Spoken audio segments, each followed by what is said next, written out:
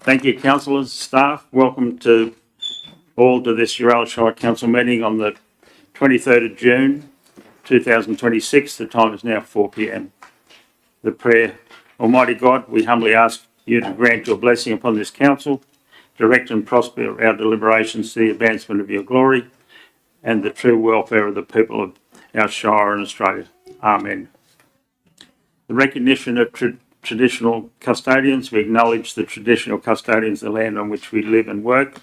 We recognise and appreciate their deep connection to the land, to this land, the waters and our community. We pay our respects to elders past, present and emerging, and extend our respect to all Aboriginal and Torres Strait Islanders people who call Uralla Shire home.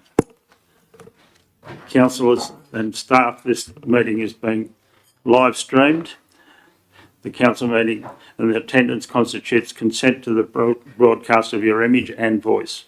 The recordings will be published on council's website and retained for a legislatively required period.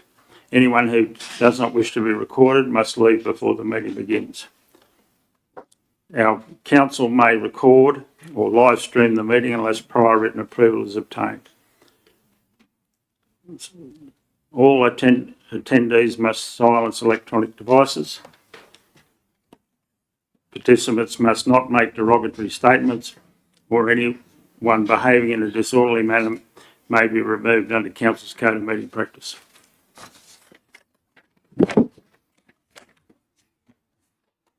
Councillors, we don't have any apologies. I do have one leave of absence from myself from the 1st of July to the 16th of July.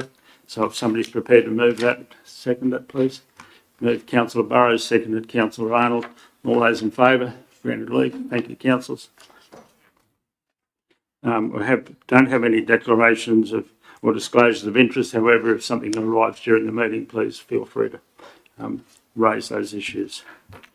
Do we have any urgent supplementary or additional items? No, Madam General Manager, thank you. The written reports from delegates, item 9.1, the Mayor's Activity Report for May 2026. Good idea. All those in favour? Doing a confirmation again. Yes, thanks. Thanks, councillors. Sorry about that. I'll take a breath. Oh. Sorry, Mr. Mayor. I was waiting for you to do that, the confirmation of minutes, because I was going to ask about the minutes of the 28th of April meeting and just whether we ended up with the amendment of the break during the Thunderbolts Festival Terms of Reference section, which was page 9, 13.4. I understand Mrs. Westbrook's put out a change on that. So I hadn't seen it, Mr. Mayor, the one that had been sent out. I sent an email back, so I was just checking.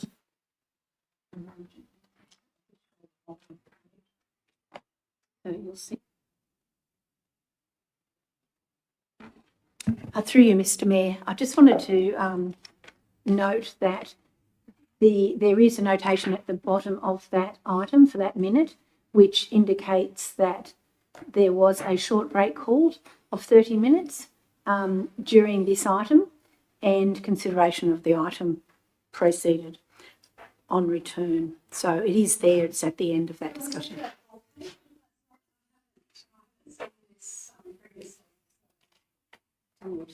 It's on the website, it's in the published version of the minutes. It wasn't, so that's why I'm asking. I sent an email about it and I didn't get a reply, so I was just asking. But that's okay, I'm satisfied. Thank you. Yeah, we understand. thank you, Councillor Vaughan.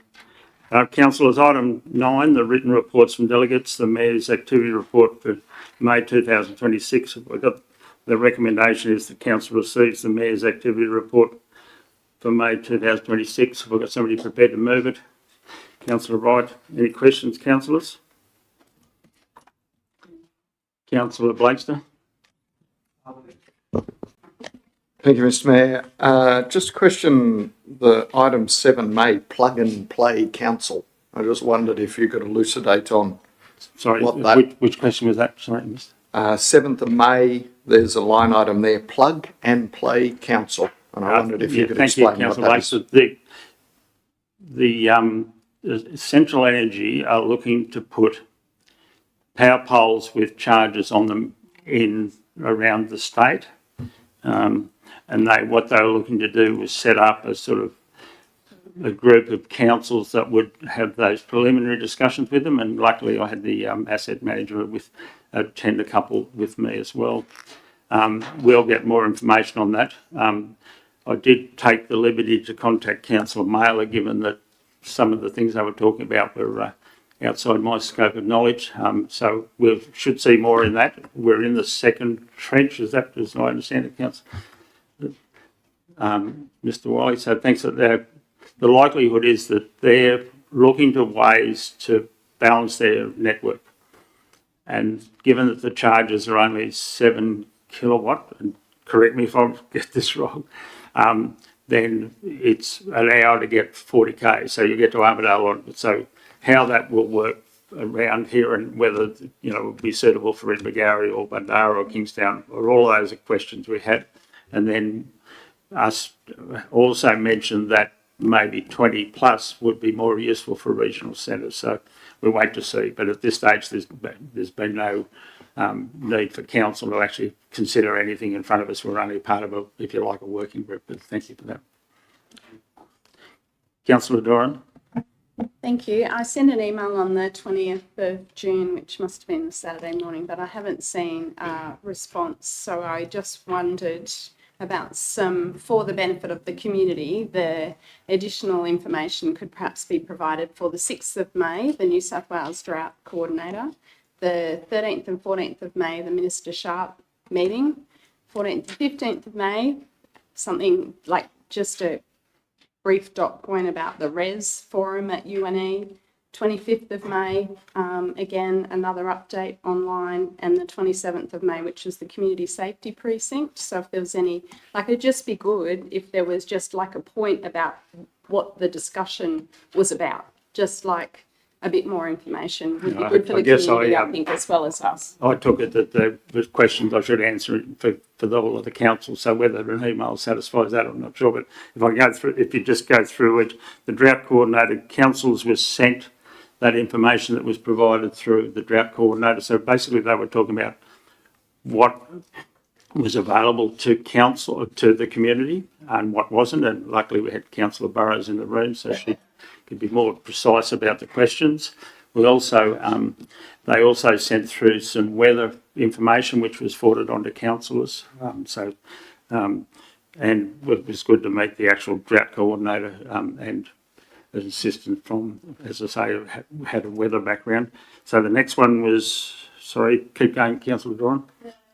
So my thinking, Mr. Mayor, is that these are public documents, and that if any member of the public that isn't in the Mayor GM catch-ups isn't aware of what the drought coordinator catch-up might have been about, it'd be good to have a dot point that just had the key point or the summary of what that discussion was. So that was what my email was. Is it possible to provide that information? Because I was there, I know, but you know, I'm not spruiking to everybody what it's about. It'd be good if it was just in there as a dot point.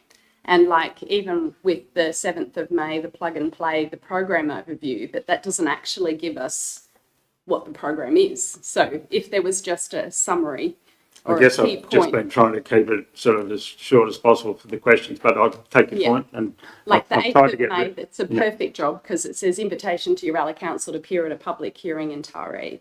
Like, it'd be good to know what the title of the public hearing was, but it's good to have that additional information, and then we don't need to ask in the And we'll reflect that I won't do another online public inquiry. That I found that. I thought you did a great job. Read the Hansard. I was very impressed. Bloody. Anyway, sorry, I shouldn't say anything. Sorry, was there any other questions, councillors? I have moved Councillor Wright to seconder, please. Councillor Mailer, all those in favour? Thank you, councillors.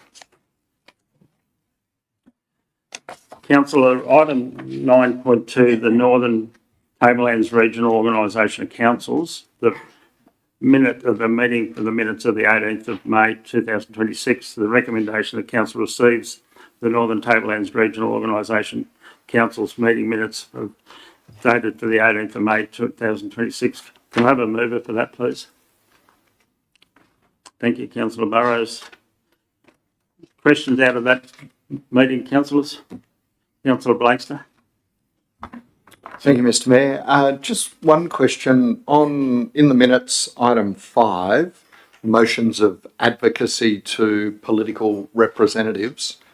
I just wondered if you could say a little bit about the rationale of meeting those three. It's not clear to me what the advocacy is going to be to the Honourable Peter Primrose, Senator Honourable Tim Ayers and Janelle Saffin as well. I just wondered if you could elucidate on that.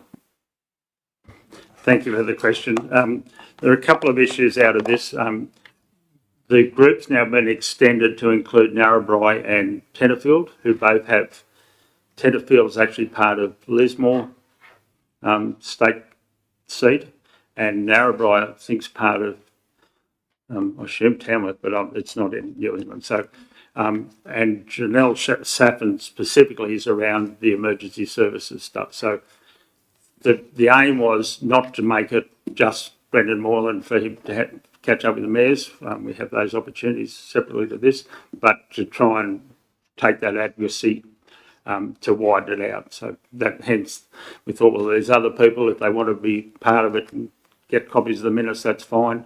When you look at a number of the items discussed, clearly there's a universal appreciation. You know, the Narrabri Mooree obviously devastated by the closing of the New England Inland Rail.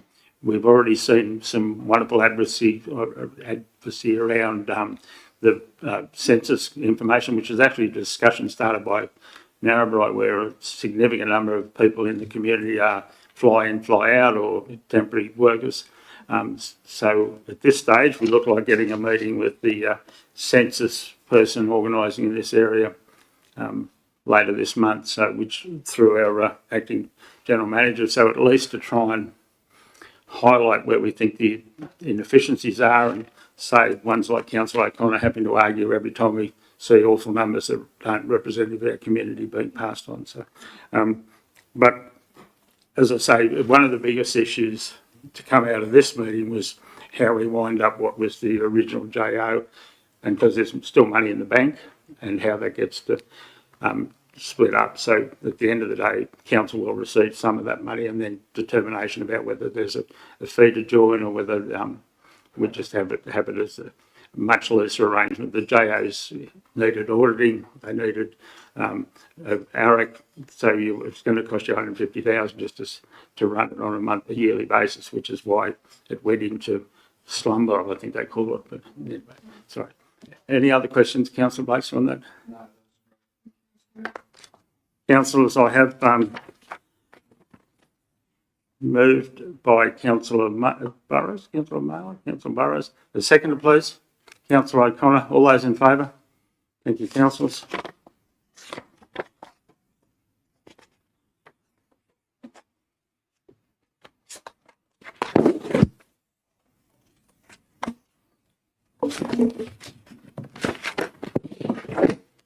Councillors, I think we'll hit Bandara when I'm sure it's item 10, councillors, the mayoral minute on the Red Fleet. Now I've got to apologise to everybody. 3 times I used the word state instead of I used local instead of state, so it's a state government thing. So the recommendation of council notes the mayoral minute on the Red Fleet update. If anybody had a chance to listen to my interview on the ABC, while it's a wonderful step forward, and I think probably having the money provided in the next year's budget was the biggest hurdle, they haven't got rid of section 119 of the Local Government Act, which is the problem, and they haven't had any discussion about sheds or insurance. So it was quoted to me that if somebody breaks into the shed and steals something off the floor, like a pump, then council's insurance. If they break into the shed and take it out of the truck, it's the RFS's insurance. So there are still some loose ends to be tied out, but the reality is that it's a huge step forward. In a lot of ways, I also included in that interview that it was the actual current Auditor General that gave us the advice over 12 months ago that we didn't need, if we took it off our depreciation list, that he wouldn't qualify our audit. Now, that was the huge step. And I think there was something like 80 councils qualified the year before, and the auditor said, well, it makes no sense, which, are there any questions, councillors? Councillor O'Connor? Mr Mayor, not so much a question as I want to put on the table, the accountant. The issue we got will be, how do we deal with the transferring of the asset from our books to them, to the RFS? The reason being is that when we get the asset, we apply a capital income for the grant. However, when we give it back, it'll come out, accounting wise, it will come out of our operating account. So that's going to have to be sorted out, which should be a capital grant back to them. But the accounting standard at the moment doesn't allow that treatment. So we're going to have an issue. I'm going to take that on notice, because there's a couple of things out of that. One is we took it off our books 12 months ago. It's been, and so how we dealt with that and how we go, and yeah. So we'll get further information on what the actual nuts and bolts of that discussion is. Councillor Blakes. I think you've just covered it off, but that was my question, was whatever guidance we get, the implications both for the immediate 26-27 financial year, if any, but then the subsequent, and just to be able to see ahead of time, following on from Councillor O'Connor's remarks, what those accounting implications are likely to be. Yeah, you'll notice that the actual monies from the state government are not in this next financial year, the year after, so coming in July 27. There'll be some discussion around all those topics, but as I say, as far as the depreciation of the units, they're off our books. They can buy and sell and drive them wherever they like, but unfortunately, Section 119 still says to take them out of our shire, they need to ring up, and I can assure you that they don't. So it just seems absurd. Thank you. So I have moved Councillor O'Connor. A seconder, please. Councillor Blakester. All those in favour, councillors? Thank you, councillors.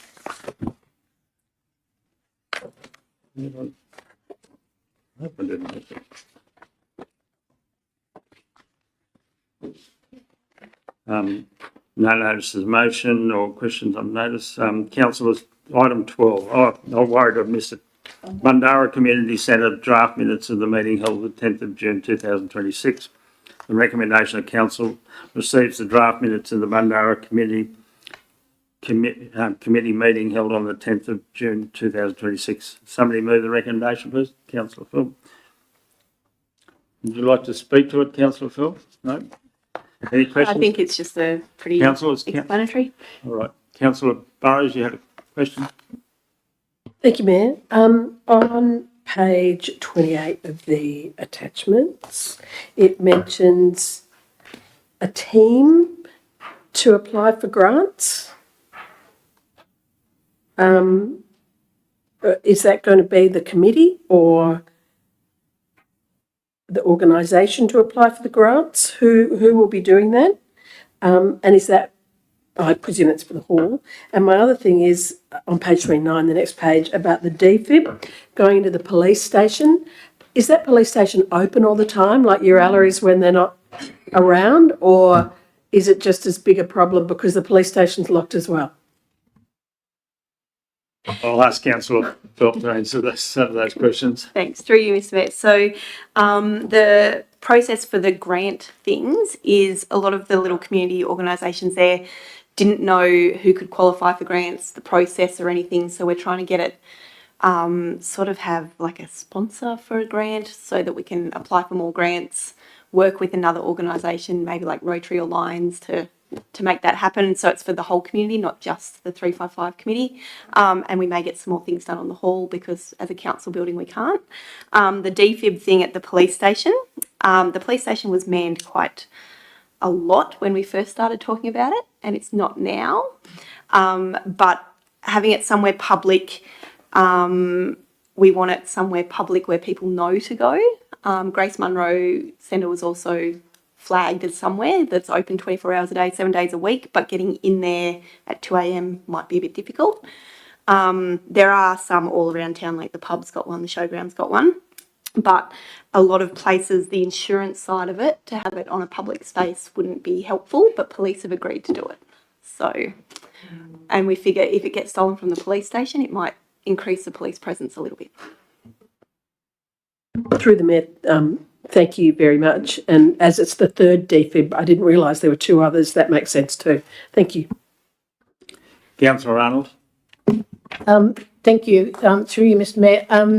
Wondering about the scope of works. It's a very extensive document, a lot of detail. I'm wondering how and who compiled that, please. Councillor Phil. The wonderful Mr. Dean Wiley did it for us, and it's to give us a bit of direction for if we see grant opportunities come up, we know what we need it for. Thank you. Councillor Blakesley. Thank you, Mr. Mayor. Just following on the scope of works, I did raise in the meeting, this looks like an exact copy of what went to the meeting, raised that on page 35 of our attachments, there's reference there to, well, throughout the document, reference to a whole lot of potential upgrades and essential repairs, most of which are earmarked for doing, all subject to grants. And the solar readiness, I just picked up that I think we should be aiming to go beyond just being ready for it. I think we should actually have a crack at it, especially while we've got the biggest renewable energy zone in Australian history being built in our neighbourhood. And my other question about this was, will the scope of works come back to the council, or is that more an operational document? I wasn't clear how it sat with asset management plans and the like, and just to clarify that, please. General Manager, do you want to hand somebody that one, please? Through you, Mr Mayor. The Director, Infrastructure. Thank you. Thanks, councillors. I don't have my own microphone tonight. A bit of both, Mr Mayor, through you, a bit of both, councillor. It certainly comprises something that now sits with the asset manager, but I think it's also a document that's probably required regularly by the committee itself to give it some guidance about, decisions it might make if there's grants to be pursued. So I saw the asset manager taking some notes while you were talking, so there may be some regular updates to that as we go. Yeah, sorry about that. You go from rooster to feather duster, is that how it works? Mr Mayor, Sailing. Okay, councillors, any other questions, please? I have moved Councillor Philp a seconder, please. Councillor Durham, thank you. All those in favour? Thank you very much. Before I go away from this on page 38, there's an invitation to the Bundara Library grand opening at 10:30. So the vehicle will leave here at about 9 o'clock if that's on Friday. on Friday. Yes, thanks for that, on Friday. So, Councillor Arnold, you're on board. Councillor Phillips driving out herself, so it should be there early. Anybody else that wants to go, please let me know. Thank you.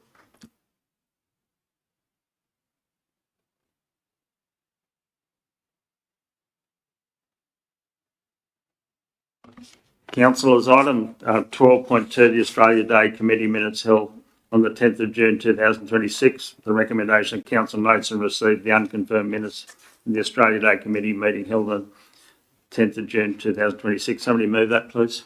Councillor Burrows. Any questions, councillors? Councillor Doran. Thank you, Mr Mayor. I'm just wondering, the grant that was received from the Australia Day Council for $15,000 and the committee expended $14,168 at the event, and there was a variance of $832, which was returned to the Australia Day Council. So, and then the in-kind support was valued at $4,600. So I thought we never gave money back on grants. So I would have thought that we'd be able to write an invoice that would actually go towards the support that we did provide, which is staff wages, basically, isn't it? And possibly the hire of things. But I was just surprised to see that the money was actually given back. Yeah, I think, and I agree with your first synopsis, that we should never give money back. However, what happened was that we had allowance for a coffee ban to provide free coffee. They pulled out at the last minute. So by then we'd already had an approved expenditure list, but you're exactly right. So won't have it in future. Thank you. Councillor Blaster? Thank you, Mr Mayor. This is only indirectly connected, just picking up on the reporting in the minutes there of the in-kind.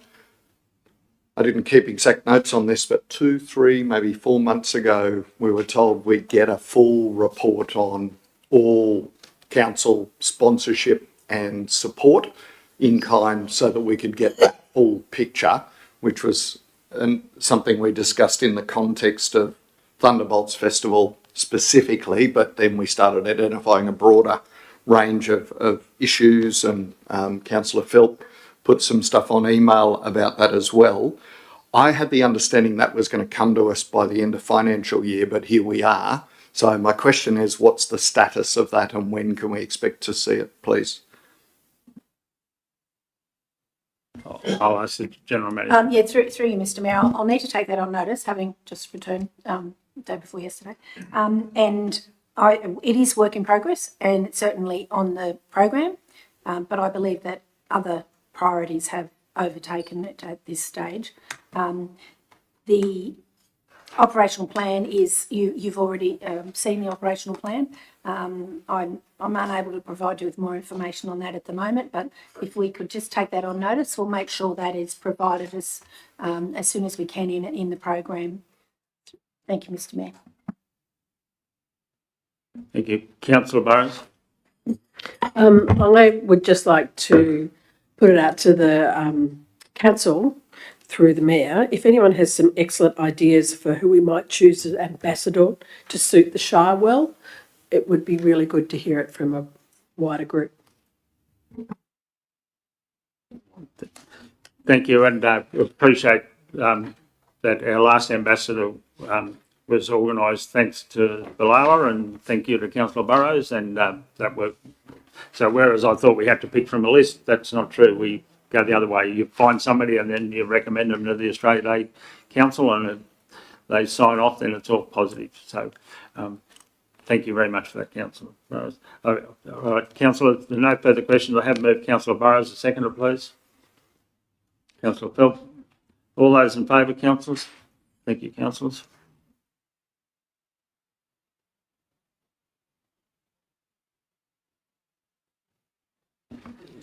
Councillor, reports to council. Item 13.1 is the disallowance of the 2025 Model Code of Meeting Practice.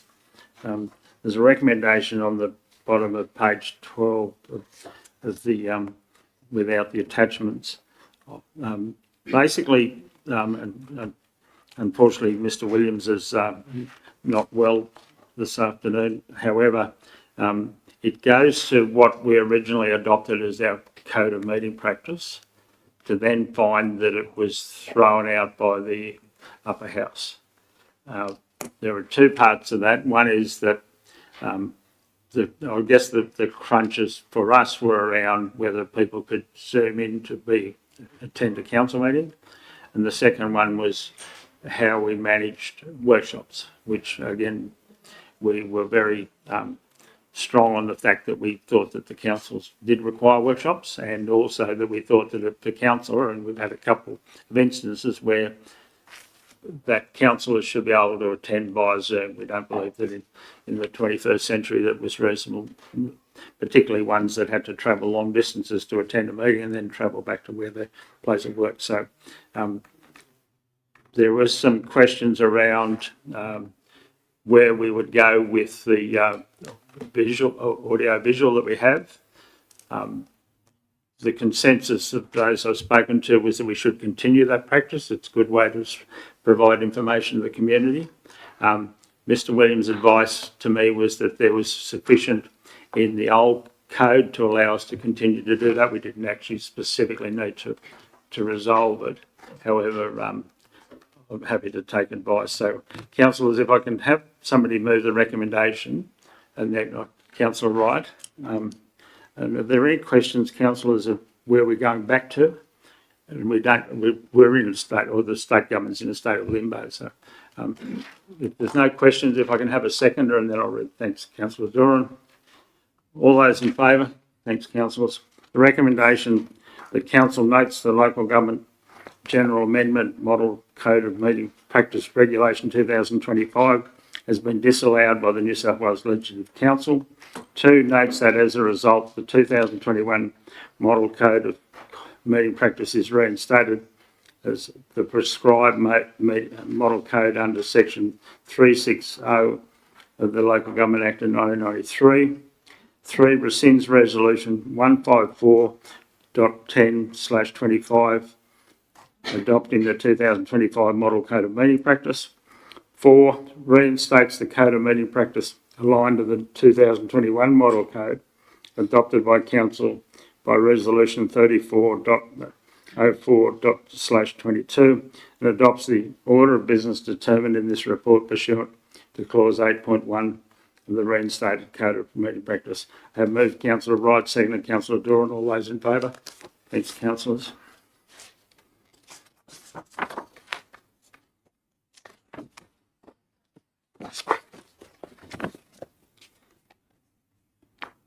Councillors, item 13.2 is the draft 2026-27 operational plan and budget.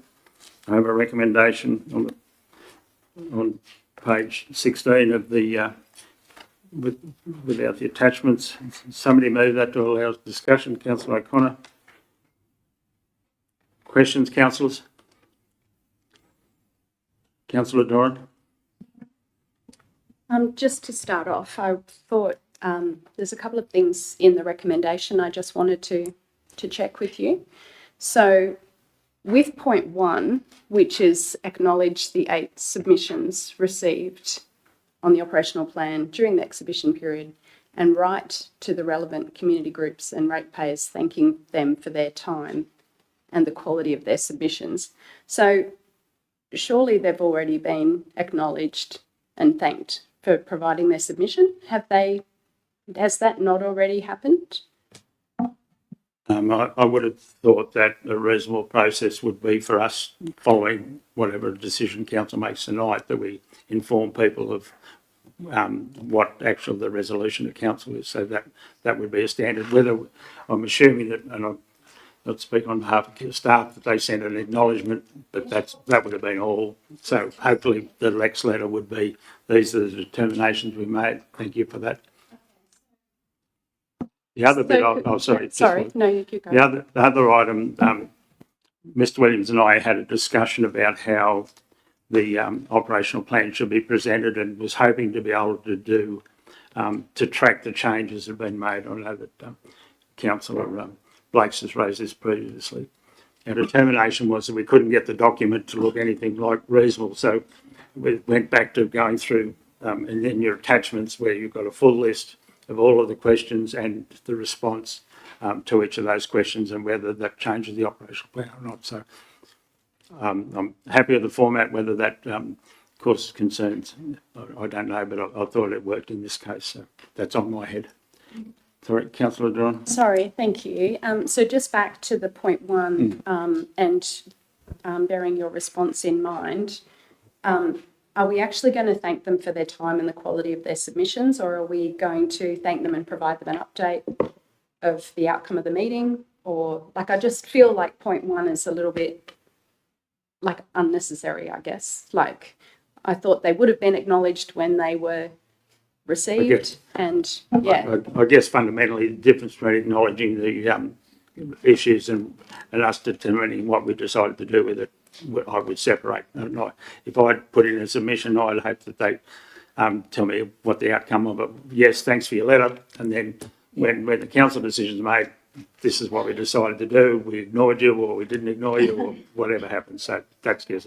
That's, Thank you. So could we possibly just rework that point one a little bit so that it is just a bit more related to what we're actually going to do rather than just thanking them for their time and quality of their submissions, because that could have already been done. The second thing I just wanted to mention in relation to the recommendation is at point 6, and that the recommendation being undertakes a review of the current rating structure in order to inform the future draft 27-28 rating structure. And I'm wondering if it could be a bit more like undertakes rigorous community consultation and use this to inform a review of the current rating structure, which will feed into the 2027-28 rating structure.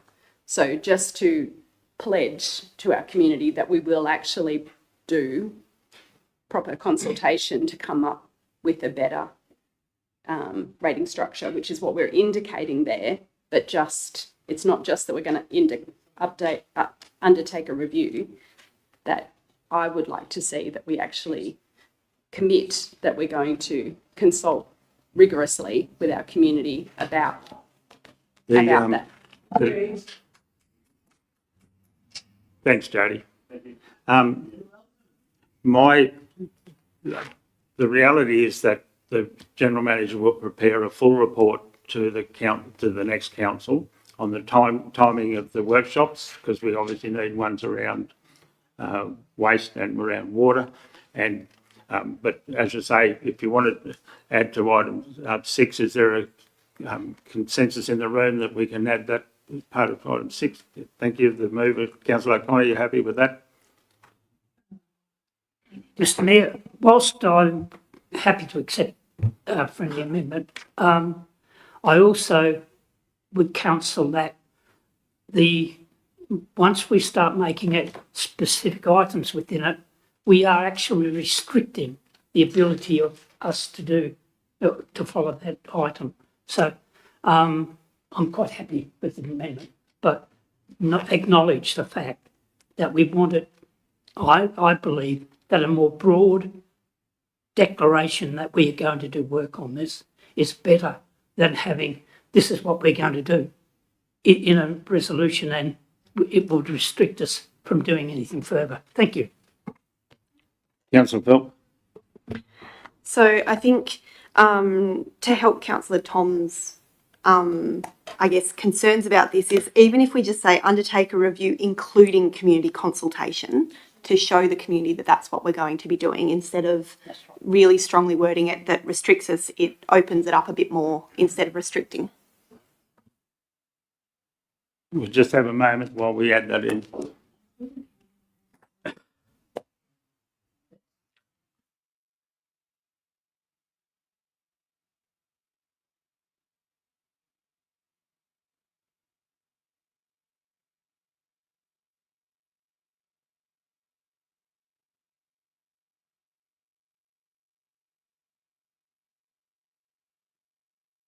No, I'm sorry.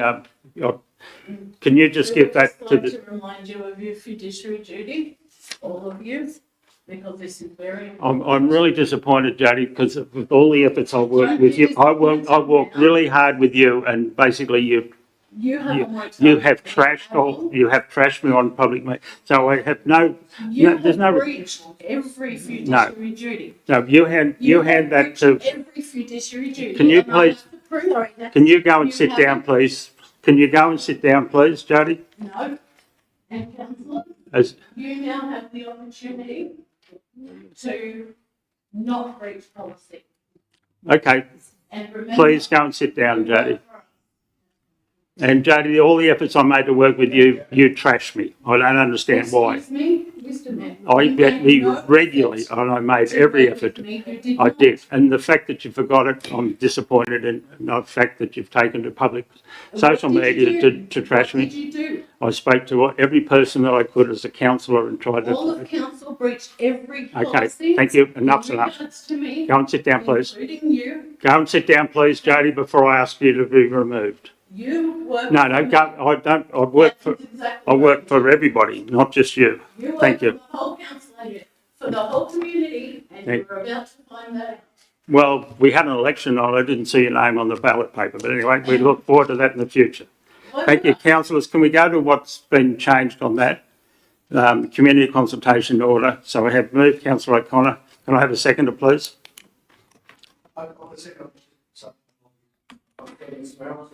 Yes, I've Yeah, got okay. comments. All right, fine. Councillor Wright. Thank you, Mr Mayor. Yeah, no, I think you, Yes. yeah, well, I haven't closed it. It's all open. Thank you. Councillor Wright. Thank you, Mr Mayor. Firstly, I just would like to make a comment as someone who was not involved in the work to produce this document, and that is to congratulate council on what I think is nationally significant, which is the application of the renewable energy rating category for dominant use of land. I'm happy to be corrected if that's been achieved before in other areas, but I don't think so in my experience.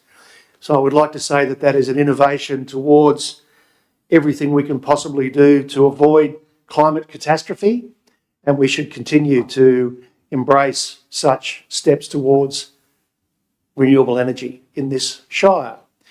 Secondly, whether it's the mover or someone else, Mr Mayor, could someone speak to, for my benefit, very briefly, the process of the in dollar values that were created for this budget that are different from what was done in the previous year? Tom, is that something you could help me with? The logic of that? Hold on, we might just ask the general manager to answer that. Sure. Go back through it. So, sorry, your specific question around the dollar values in the... The dollar values that have now been made more specific to each of the land categories, which is a really great innovation. What's the logic of that process? I think maybe I can answer that. The issue around the balance and where the challenges were for all of us is around, I think Sonia Williams from the New South Wales Farmers did a great job of identifying what the various categories paid. So originally we had the four, residential, rural residential, business and rural.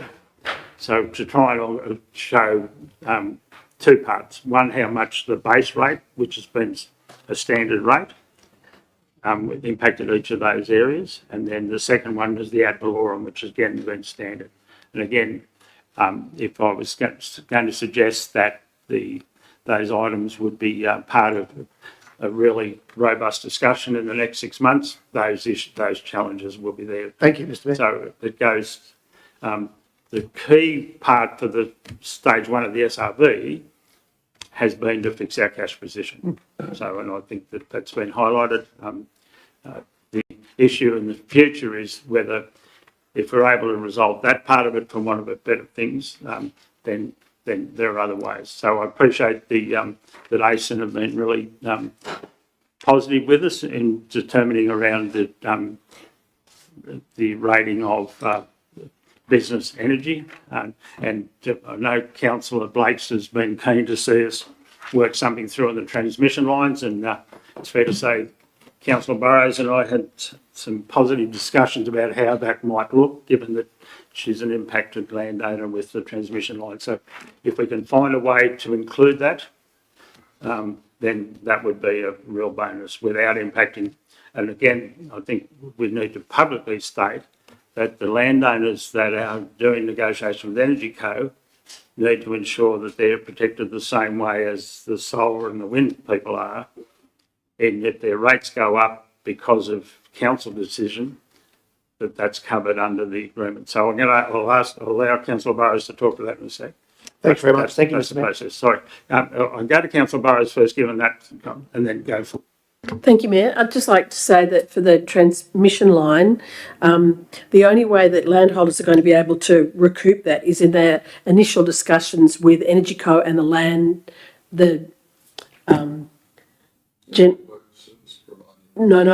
valuer general, because the valuer general will be who is putting the price on the land that is acquired. And so that's everyone needs, all landholders need to ensure that when they're in that process, they say that needs to be taken into account. And we need to push that forward with Energy Co as well, so that they understand that will be coming. I personally think that we are, as a landholder, you are being paid for that, and I think it's another rateable area that we should be recouping money from.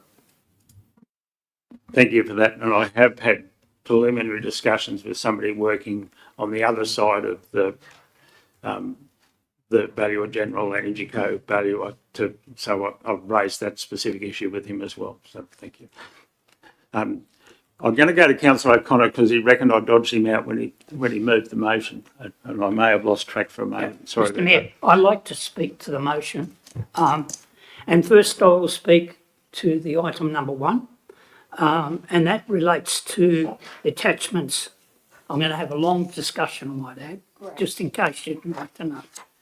The first one is the 8 submissions, which we all have, particularly I note the one from the New South Wales farmers. And I think it's an important area that we should acknowledge that particular their submission, that they are identifying that there is a situation where that section of the community provides 61% of the general rate contribution from their valuation. One of the things we also need to know is that local government has a revenue raising which is based on the value of land, and therefore the value of land which is provided to us by another authority is all we can use in working out the general rate. Now this council, and I'm on record, misquoted I might add, but that the commentary by Councillor O'Connor in saying that this is the way we've always did it, I have said that this council has always used a common rate in the dollar, the cent in the dollar of the valuation. Now, that's the most just application, and it is just when the valuation, when both elements are right. And the unfortunate part, what we've got now, and we have to work with, and why we need 6, is because the Valuer General does not provide us with a just variation between items. The Valuer General provides us every 3 years with an adjustment of the value of land, and it changes the relationship between individual ratepayers. And not only within the categories, but within the whole Shire. And there are some anomalous situations where when $140 million valuation goes up by 219%, and the $30 million goes up by 5, which sets up a total problem within that area. So that's the issue, and that's why we are now under pressure to make a judgment call outside of what is the rational or the appropriate way of dealing with the calculation. And I've used a common rate of cent in the dollar. I've used it in 3 different states, and I have used it for 35 years, and I'm wedded to it. However, I have acknowledged that in fact that no longer is the just area. We have to look at a just way of doing it. And we cannot do it in a year when there is the Valuer General has introduced unjust variations between community ratepayers. So that's where I am. I've read all of the situation. Yep. Yes. Yeah, and then we'll get some other questions that's how response very well. Okay, but can I just quickly say one item that attachment 3 starts off by saying, while no specific submissions were received in relation to the fees and charges, that I have identified to the staff that on page 87 there is actually a notation that the $750 for a lost key for the Bundoora Caravan Park is still there and hasn't been acknowledged.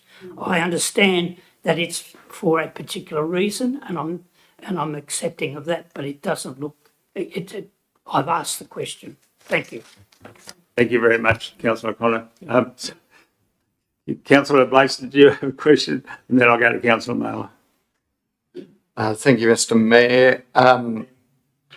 Yeah, a couple of questions and a couple of comments. Firstly, just on the easements, I think it's the terms of the easements for the transmission network that are key, that need to pick up any rating impact that might affect the landowner, because the easement won't change the ownership of the land, just to make that point. First question, and this was one of the questions I asked in my submission, and thank you very much, the staff, as you've acknowledged, Mr. Mayor, the thoroughness of outlining the responses to each of those items. But this one I just wanted to follow up on. So my question was, what's the makeup of the $1.6 million for ICT costs for council? The response to that was outlining a breakdown that adds up to $429,000, but the figure is still $1.6 million. So my question is, what is the reality of that one, please? That's my first question. Thank you. We're able to answer that through the Chief Finance Officer. Yeah, through you, Mr. Mayor. The CFO has joined us now and hopefully we'll be able to assist in that one. Thank you. Thank you. Through you, Mr. Mayor. This 400,000 is basically the list of additional cost, which differential cost from the last year. So up to last year, the amount was 1.2 million, and this additional differential cost made 1.6 million. Thank you. It's an enormous amount of money for an operation of our turnover, I have to say. I will think on that further. My next question is, I know how we're drawing down the restricted reserve for TCS and TCS&T, but my question is, why aren't we covering the full loss on that operation out of reserves? Why are we only covering a partial loss and then the balance of the deficit is being covered out of general revenue? Through you, Mr. Mayor, I think the Group Manager will be able to provide some advice on that point. Thank you. Thank you, through you, Mr. Mayor. Thank you, Councillor Blackster. In terms of the restricted reserves, we will attempt to do so. At this moment, the way in which the funds would be able to be allocated from TCT to TCS is via the funding agreement that we have for CHSP with the Commonwealth Government. So we're entitled to move half of a category to other services. TCT's current budget for delivering community transport is $576,000 per year. $576,000 per year. We can reallocate half of that, which is $278,000, to delivering other services in other categories, namely domestic assistance, home maintenance, personal care. Then we would be drawing down 278 out of the restricted funds and putting that into TCT. There may be a potential to move some further money around, but I can't commit to that until I do the end of year financial acquittals. the intention would be, where possible, to deliver a zero cost to council and drawing down the total amount if we need to out of that restricted funds, and that'd be by reallocating certain expenses between the two different businesses and how that looks. So that would be some internal sort of journaling and financial accounting that would occur. I'm hoping that we can narrow that budget down further because I'm expecting to have some increased revenue in addition to what I've forecast in the budget that we put forward for next year. That was modelled on the revenue that we received in February, which was $10,000 to $15,000 less than what we received as if we average out March and April. So there'll be a further bit of work which I've committed to deliver to the council in August or September, probably September, because that's when I'll get my financials and I'll be able to put together a sensible report for council. And then I'll hopefully be able to project forward a bit better as to how we're going to travel. And then we'll also have some further information that I'll be able to refer to from July and August, just to sort of show the trend. So that is a bit of a longer way of saying the aim is to not cost council any money in meeting our internal corporate overheads by drawing down on the internal reserves. But I can't commit to any more than half of the CHSP community transport budget, which is 278,000, until I look at how I can move some things around. Because at the end of the day, we still do need, we can only draw down on those restricted funds for community transport purposes. Yeah, through you, Mr. Mayor, thank you very much. That's, an obvious context for the question, given the financial pressures. And then just one last comment I'd like to make, Mr. Mayor, which is about the response to the question I raised about what council's current climate action related strategies are. And just to reiterate my disappointment at how thin they are, if not almost non-existent, which I think is an area for further work, environmental issues more broadly, but to be just pointing to the Renewable Energy Action Plan, which actually is not our operations and not our greenhouse footprint at all, is really disappointing. Thank you. Thank you. Councillor Mailer? Thank you, Mayor. I don't know where to start here, but I will start with, we have under the Act, it provides us with the tools to actually provide equity to our ratepayers. And we need to recognise that a third of the revenue, a third of the economic revenue of the Shire actually comes out of the rural base, but we're charging them 60% of the rates basis. So I think we need to actually come up with a strategy that actually talks to the Act rather than the value general, okay? And I think it's actually incumbent upon us to actually do that now rather than in 2027, 2028, okay? I think it's really, really important. I'm disappointed with the operational plan. It recognises that a significant portion of our economic capacity for the Shire comes out of agriculture, as I said, 1/3.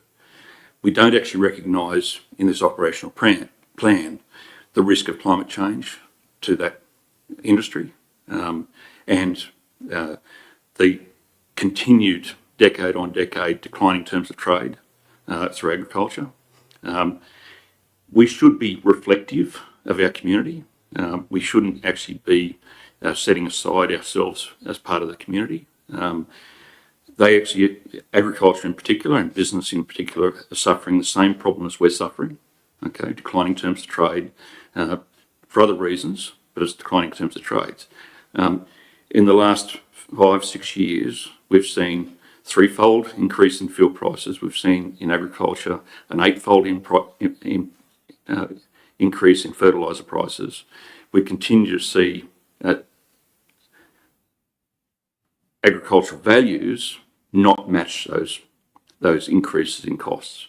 Okay, so I think it's really, really important that we actually take seriously the equity position from a rural rate base point of view. They cannot sustain a 60% of the rate base on a third of the economic production out of the Shire.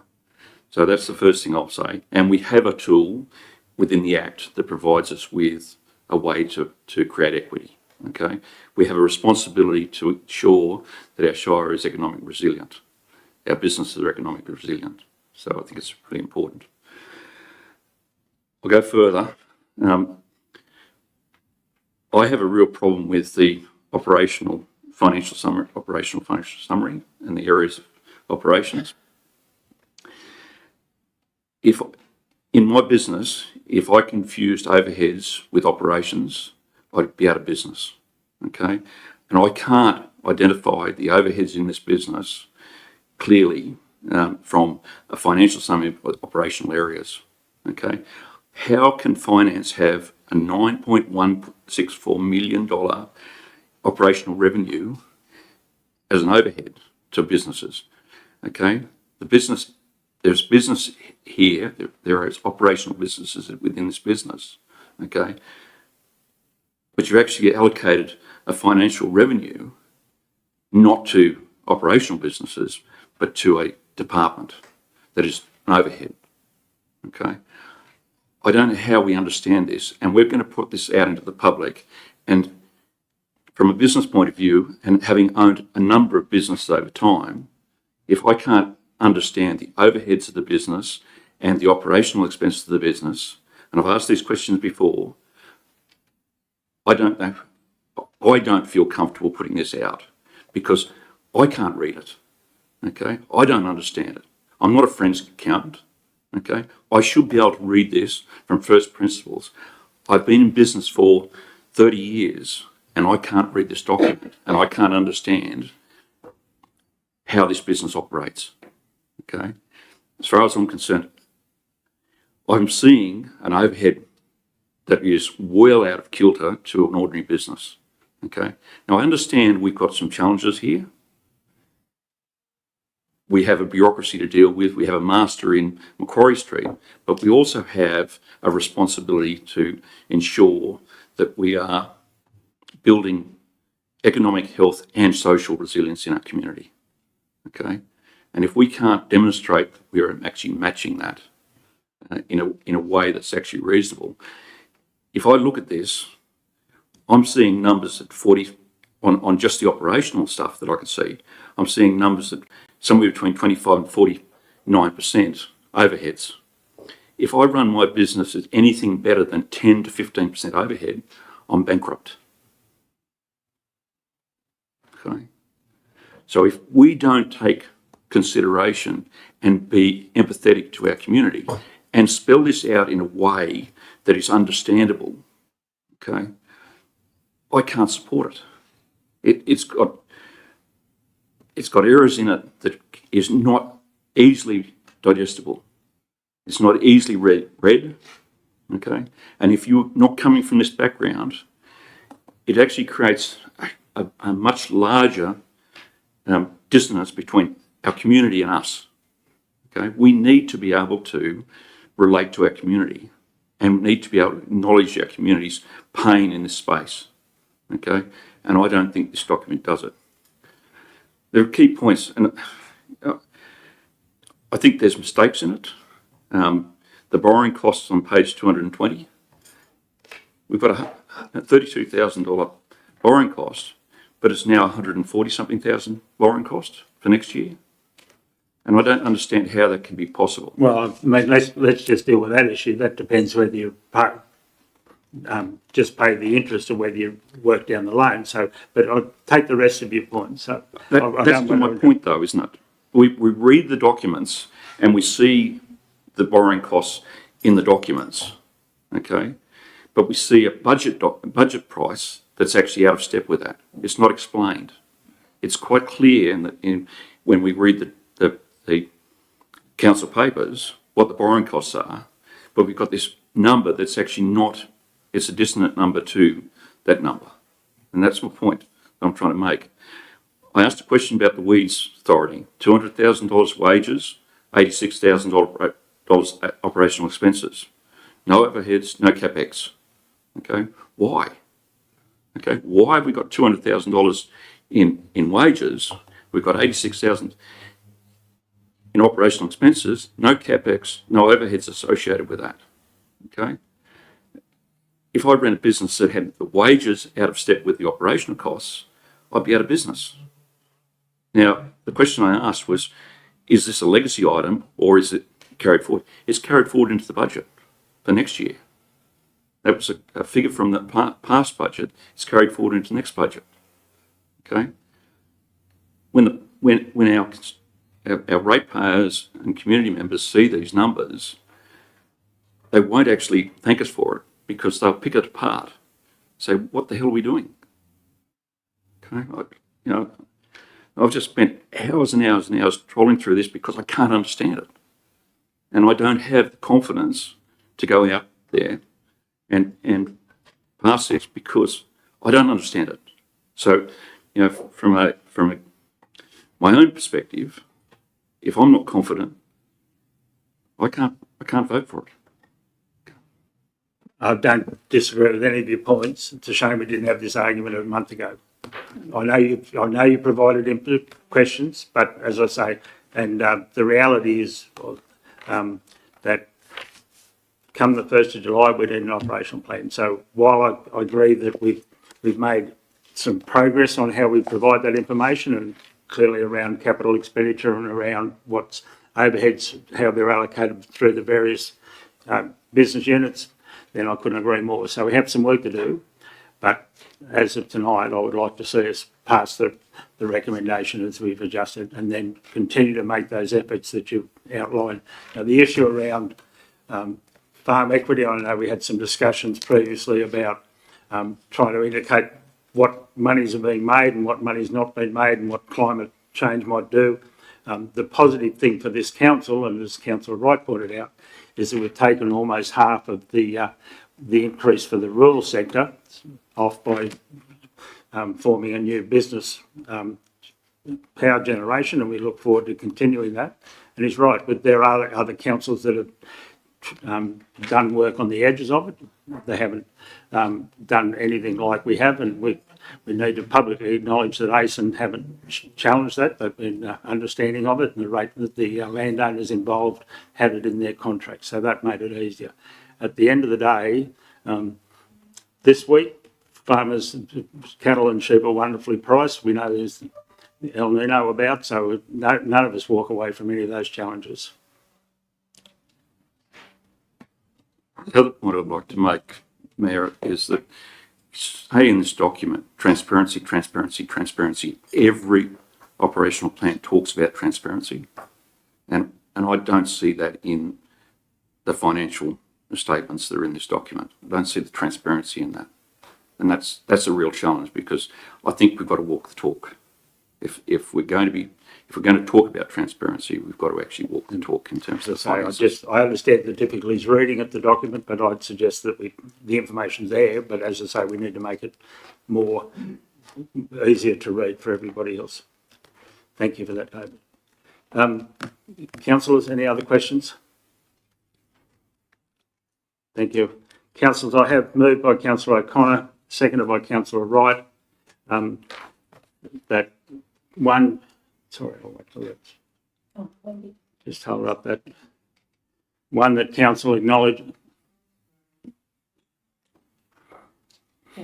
The council acknowledged the 8 submissions received in the draft 2026-27 operation plan and exhibition period, and write to the relevant community groups and ratepayers thanking them for their time and quality of their submissions. 2, note the minor amendments made on the draft operational plan 26-27 budget and fees and charges in response to submissions and subsequent internal review as detailed in the report.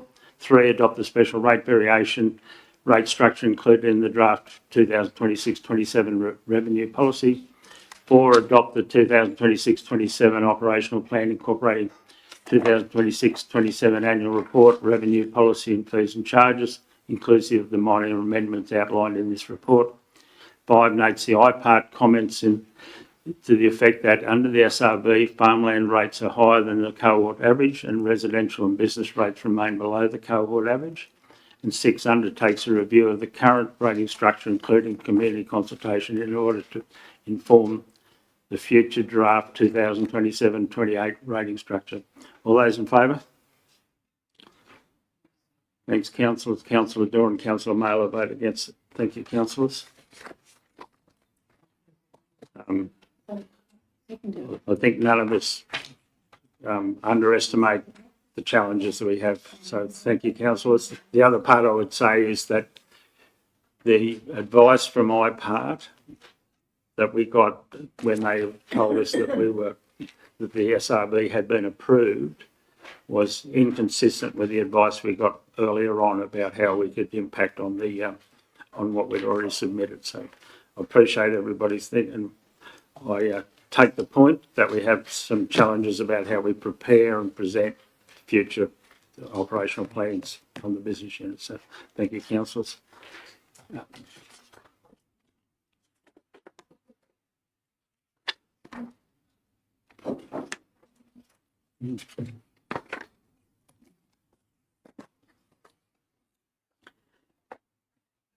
Councillors, item 13.3, the Uralla Local Environment Plan 2012 amendment to certain rural lands map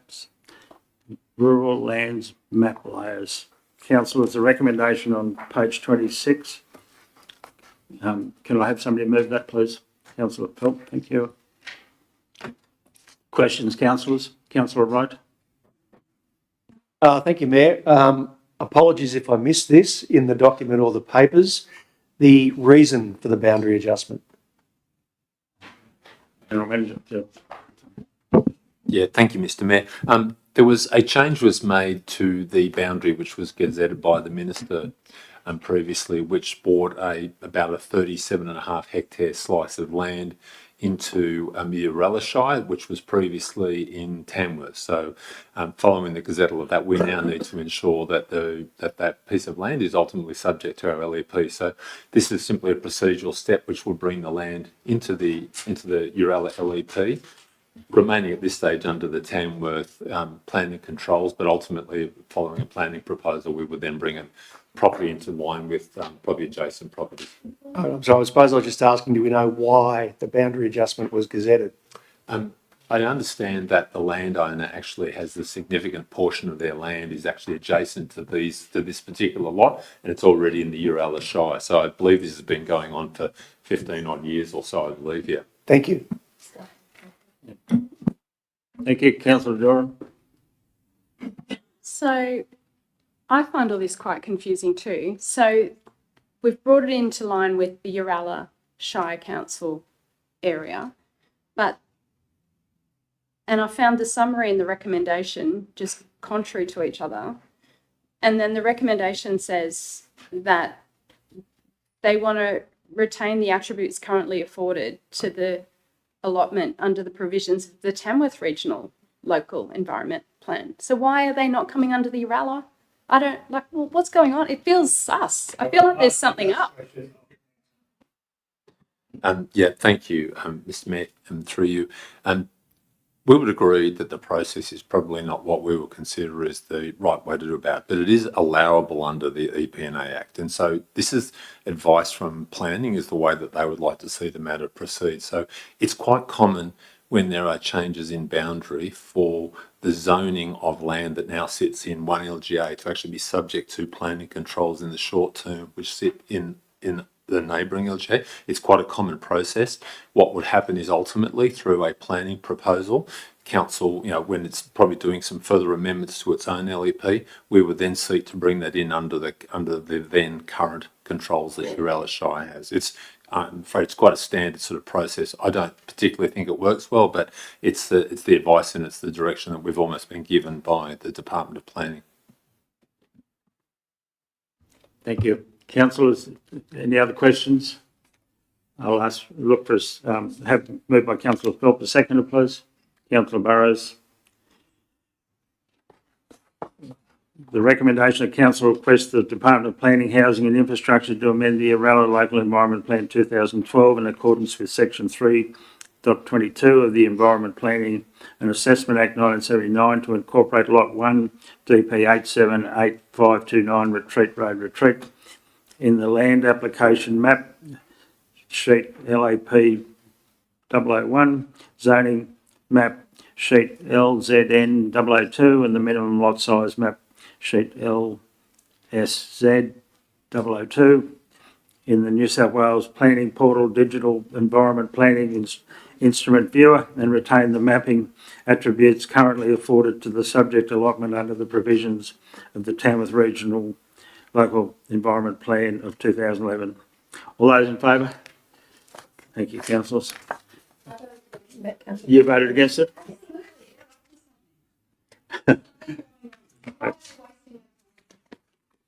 Thank you, councillor Doran. Noted that councillor Doran voted against it.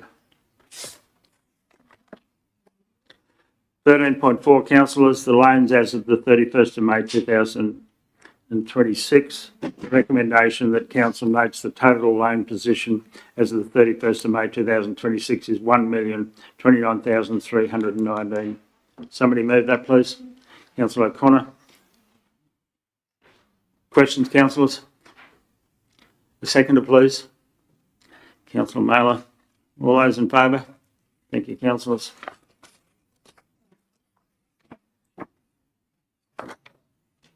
Councillor Arnold, would you like me to have a 5-minute break? Councillors, can somebody move a 5-minute break, please? Councillor Wright, seconded Councillor Burrows. All those in favour? We'll have a 5-minute break. Thank you.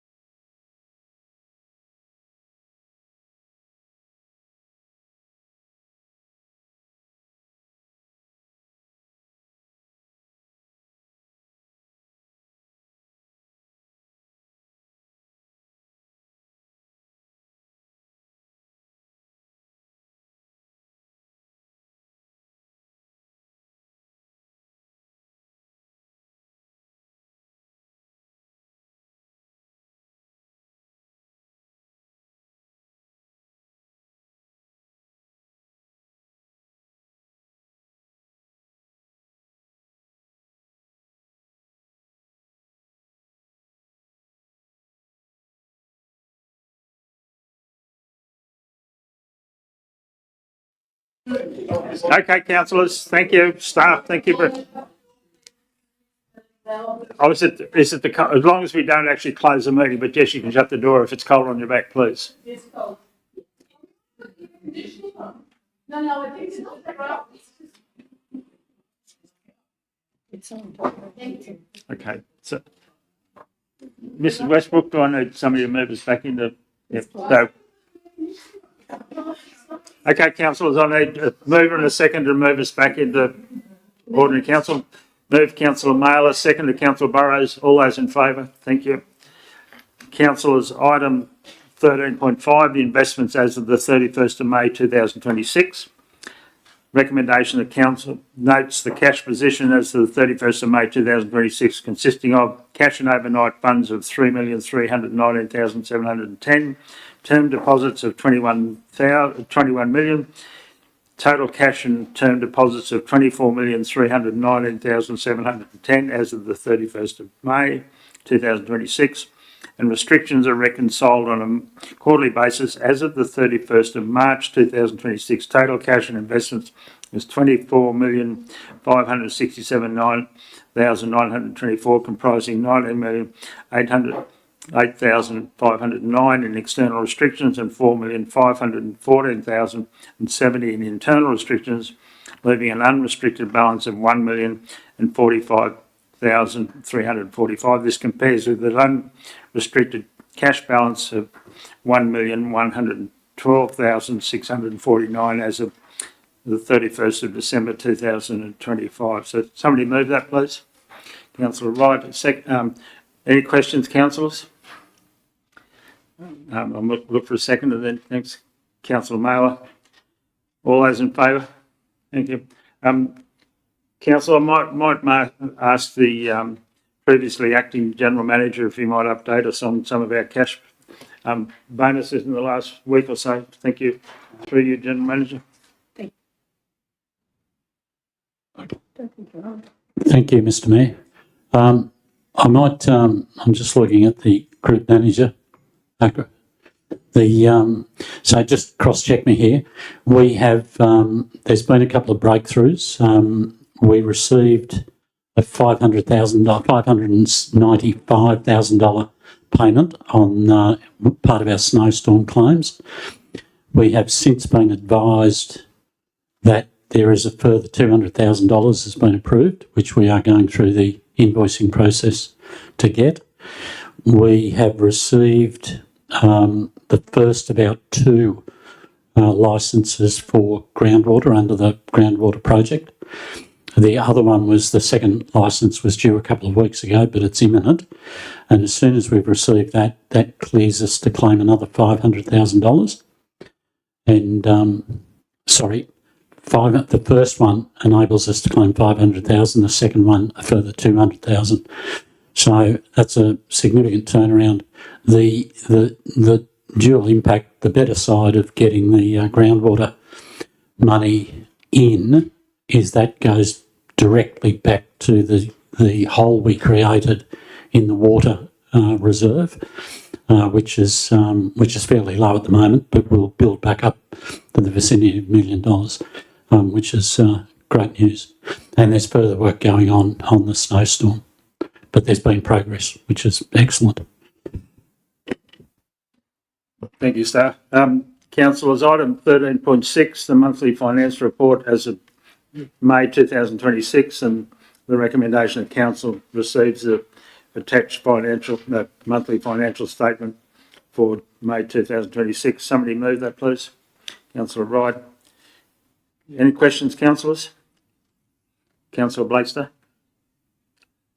Thank you, Mr. Mayor. 3 questions, please, just about major variances, and if we could get some explanation or assurance. So the first is about the grant income. So I'm on page 295 of the attachments.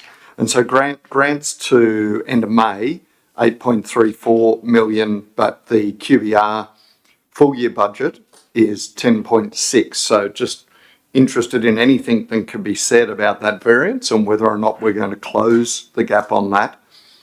Second is the same question for total CapEx, which is 6.6 million as compared to 11 million, noting that there's only 2 months to run to close that gap. I know there are comments made on the CapEx on page 295, but they don't answer the question of whether we're going to get to the actual budget. And then the third question, as I said, is in the same vein with regard to sewer specifically. So the sewer fund where actual CapEx to the end of May is $32,000 compared to a budget of $852,000. Through you, General Manager. Through you, Mr Mayor. Could we just revisit one at a time, if I could, Mr Mayor? That the first one, I think, which the CFO will be able to answer for you, Councillor Maley. You're right to answer that one, through you, Mr Mayor. Yep. Through you, Mr. Mayor. The first question is about general grant income. Yes, we'll make this up.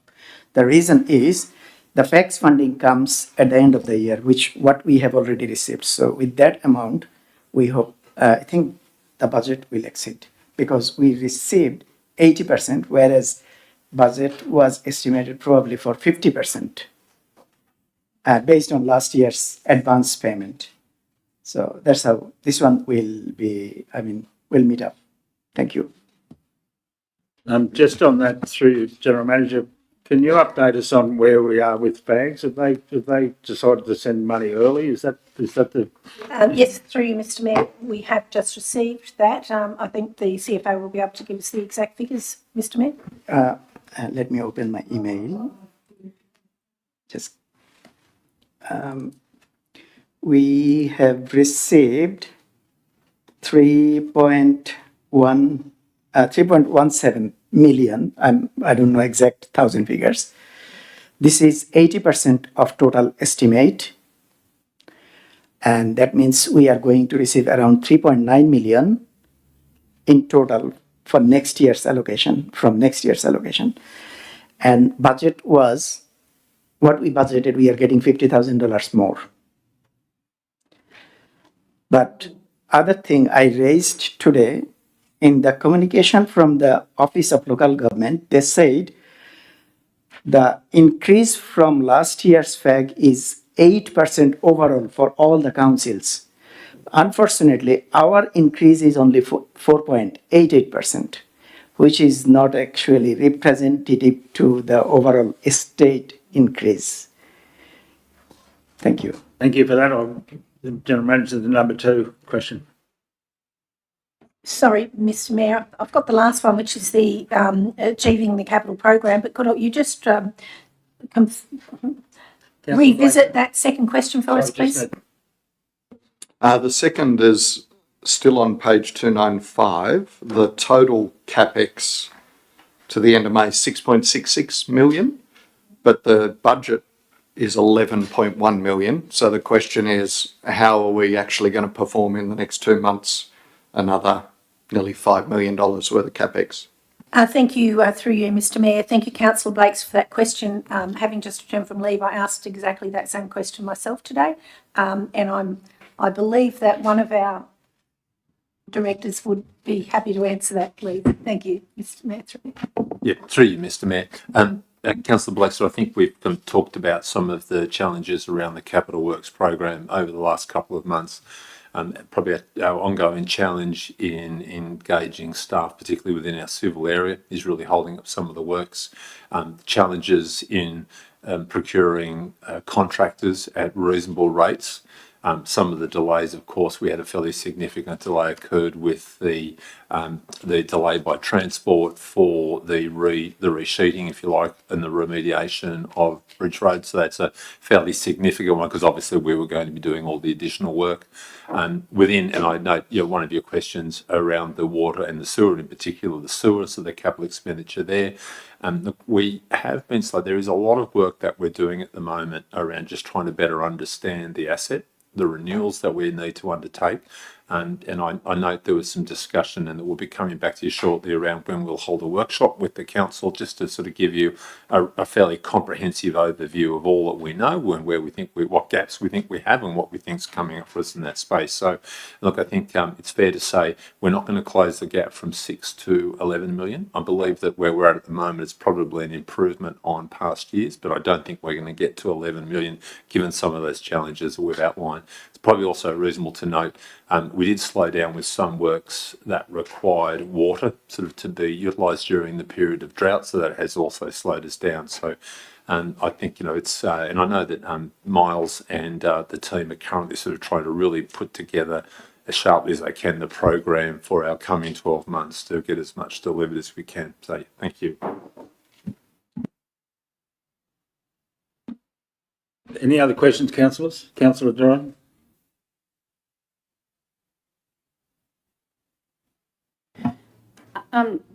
Just following on from a couple of things that you've mentioned there, is the Bridge Street and the water restriction, like not the water restrictions, the lack of water with the drought. So one thing, Bridge Street resheeting, Thunderbolts Festival is scheduled for the 24th of October. I believe that's going to be in October. In the works report it says October, so I was going to raise it then, but I just want to mention that now. If we can possibly not have the road closed during that, where we usually have a massive street parade down the highway, would be really helpful. And the second thing, which I was also going to mention later in the Register of Actions about the water, in the works report actually, is about water, about the drought easing, which I don't know is actually an accurate term. So yes, we've had some rain. Yes, there's a bit of grass around, but we've not had actual rain that's caused runoff for dams to fill. So the water, the dam on the Williams property, it is spring fed, so it is not an indication of dams and water availability generally. And like I say, I was going to mention this in the works report, that recommencing the grading and roadworks, I really would question whether that is actually at a point that we're ready to do that. Like, we've got bushfires coming with the super El Nino that's been predicted, and we really need water in dams to put out bushfires, and grading roads. If someone's going to lose their house because there's no water, I think that's a bit more of an issue than a few corrugations on their roads. So just mentioning that now. Yeah, I might refer Councillor Doran to item 13.8, where the staff have taken due consideration of those challenges, and some of it's around obviously road safety for gravel road users.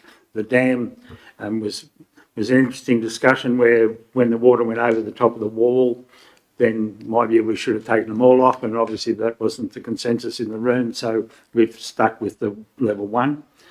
Being aware, and already in our communications indicated that if it goes down to 60-something%, then the restrictions will come back on post haste. So, and again, I reflect on the acting director's view that the workshop on the water will include what we do about our water availability for the town and for Bundarra town, and then how they manage around the rural things. So we take your point. Thank you.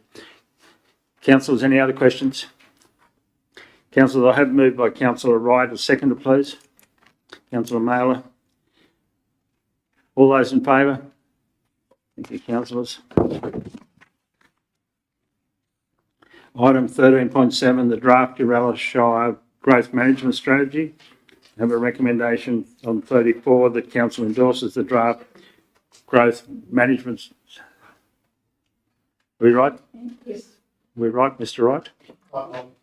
Councillor, right?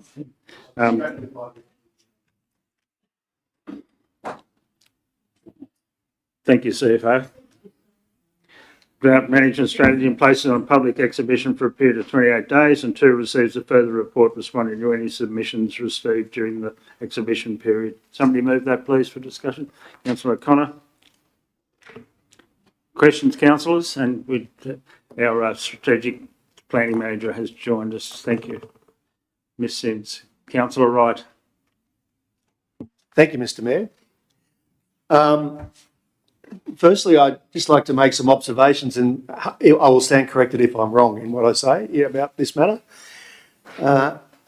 It seems that a driving force for these recommendations is the timetable that we have for the grant, which underpins the process.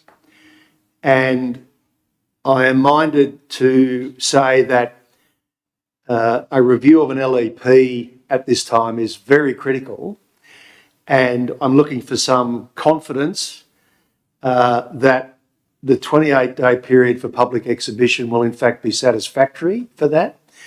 And could I go even further and ask, Mr. Mayor, is there any opportunity for that to be longer if required? Through you, Mr. Mayor, I'm happy to hand over to the Acting Director and the Senior Strategic Planning Officer. But what I would say, and I think councils, we've been on this journey for 12 months now, and we have had the good fortune of an extension from the funding provider to enable us to work through till December on this project. And there are a number of components to it. So we've got the growth management strategy in front of you today, seeking endorsement to go on exhibition for 28 days. That will then enable us to move on to the next component, which is the LEP review. Excuse me.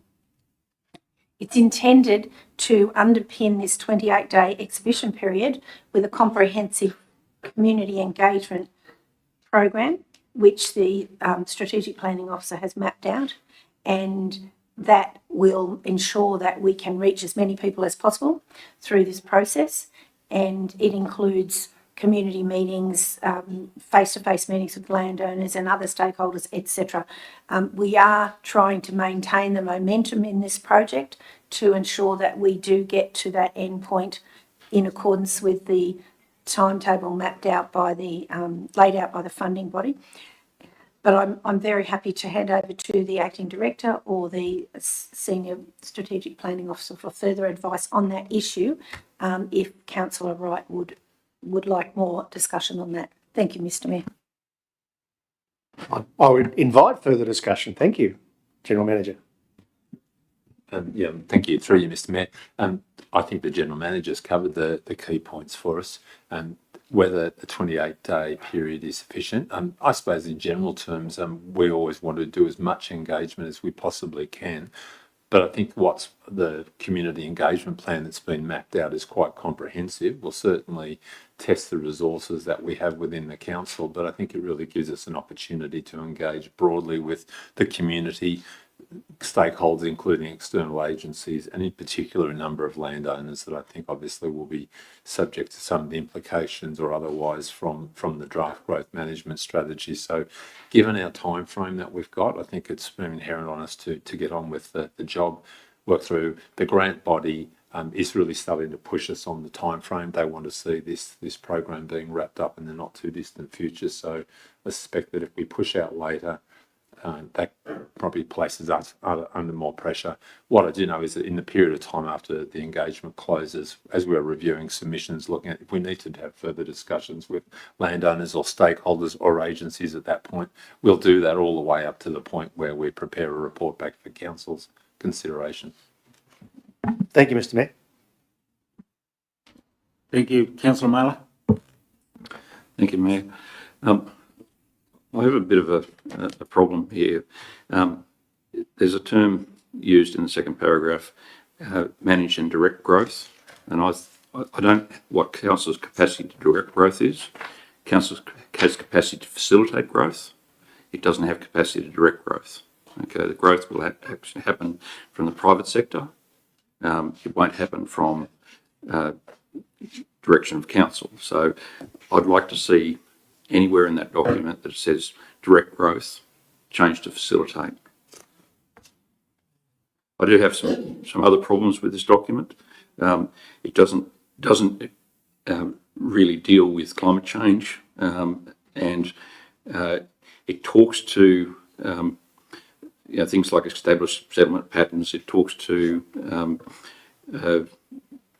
local controls. It talks to a few areas, but it doesn't actually expressly spell out some of those more generalised comments. So it talks to values and qualities, but they're not defined in a way that's actually clear. It just assumes that we all know what the values and qualities that the Shire actually expects. I think that we're going to have some serious pushback. Again, I'll allude to the fact that a third of economic activity coming out of agriculture at this stage. This is a document for 20 years, and I think it's going to be severely impacted inside 20 years. And we've seen significant change in the last 5 years. And the Mayor and I attended a forum a couple of years ago where it was a decade prediction which was thrown out the window because the whole planning structure has changed dramatically. Okay, we've got the RES. We didn't have the RES 10 years ago. We didn't have the RES 20 years ago. But we're going to see significant changes coming at us that are not well served by a 20-year plan. We're not going to be adaptable or see the ability to actually work it if we don't talk about facilitating growth. We don't talk about how that growth might happen and what the growth is, the growth demand is. I think that there's some significant issues around how we're actually going to see the banking and affordability issues. If we're talking about infill, infill is going to be largely dependent on the banking industry. The banking industry is not necessarily going to be quite as open to smaller dwellings, smaller house dwellings, as it is going to be structured towards dwellings that are actually meeting the market and the market demand. So I think there's a few things here that are locking us away into 20-year plan that actually we need to actually free up and facilitate, actually solve some of that problem. With facilitating the growth that's necessary, that gives us the room to actually, whether it's a moderate or a larger growth period that we're going into. I take note that for the last 30 years we've been falling off the cliff of the population, and it never arrived. Okay, and we're into a situation where we're going to see the RES develop, and we're going to see people want to actually stay in this community as part of the RES because of what we've got. And so I think it's really, really important that we term it as facilitate rather than direct. Thank you. Councillor Doran. Thank you. I'm looking just at page 303 because I think it just is a pretty good example of what I want to say. So this document, I understand, is for us to apply to have our LEP reviewed. So normally they would do that if an increase in population is predicted. So in this diagram, population change, 2014, there were 6,238, 2021, 5,971, and 2046 is actually going to be less than 2014, 6,226. So I realise this is part of the census data. We've spoken about the fraughtness of that. I know people right now that are going to be away for 3 months. They're not going to do the census again, like this year. Like, this is what happens because of when the timing of the census is, and there's a whole lot of issues around the census and the collection of data. But because our population is so small, we only need to have a third of the people being grey nomads and off on a holiday for 3 months, or even less than that, and then they're not captured, and then they're not listed here, and here we are. Our population is set to decline in 2046. And I don't think anyone in this room is going to agree that we're going to have less people than in 2014 in 2046. Like, it just can't be possible. There's, I heard a report this morning that they spoke of numbers, and I'm not great with numbers, but they talked about the massive influx of people moving to the regional areas and out of the city. And like, it's well known that just, so anyway, what I'm trying to say is, sure, that might be a fact, but let's not highlight it. That's not going to help our cause. That's not going to get us an LEP review. Let's get some numbers there that are actually going to, like, let's go with the community feedback. Let's go with the Striking the New Deal project figures. Like, let's go with something else. Let's go to page 313, where you can see that that's been graphed out. So the strategic planner has done a terrific job of identifying what no change the current growth looks like versus what a huge hump looks like versus things. So if we go to that document, that and goes to why we're already engaging with the census people, because we know we'll get a fight around it, but we can't recreate their information and change it, but we can, as I say, go to page 313 and see that what the strategic plan has done is identified what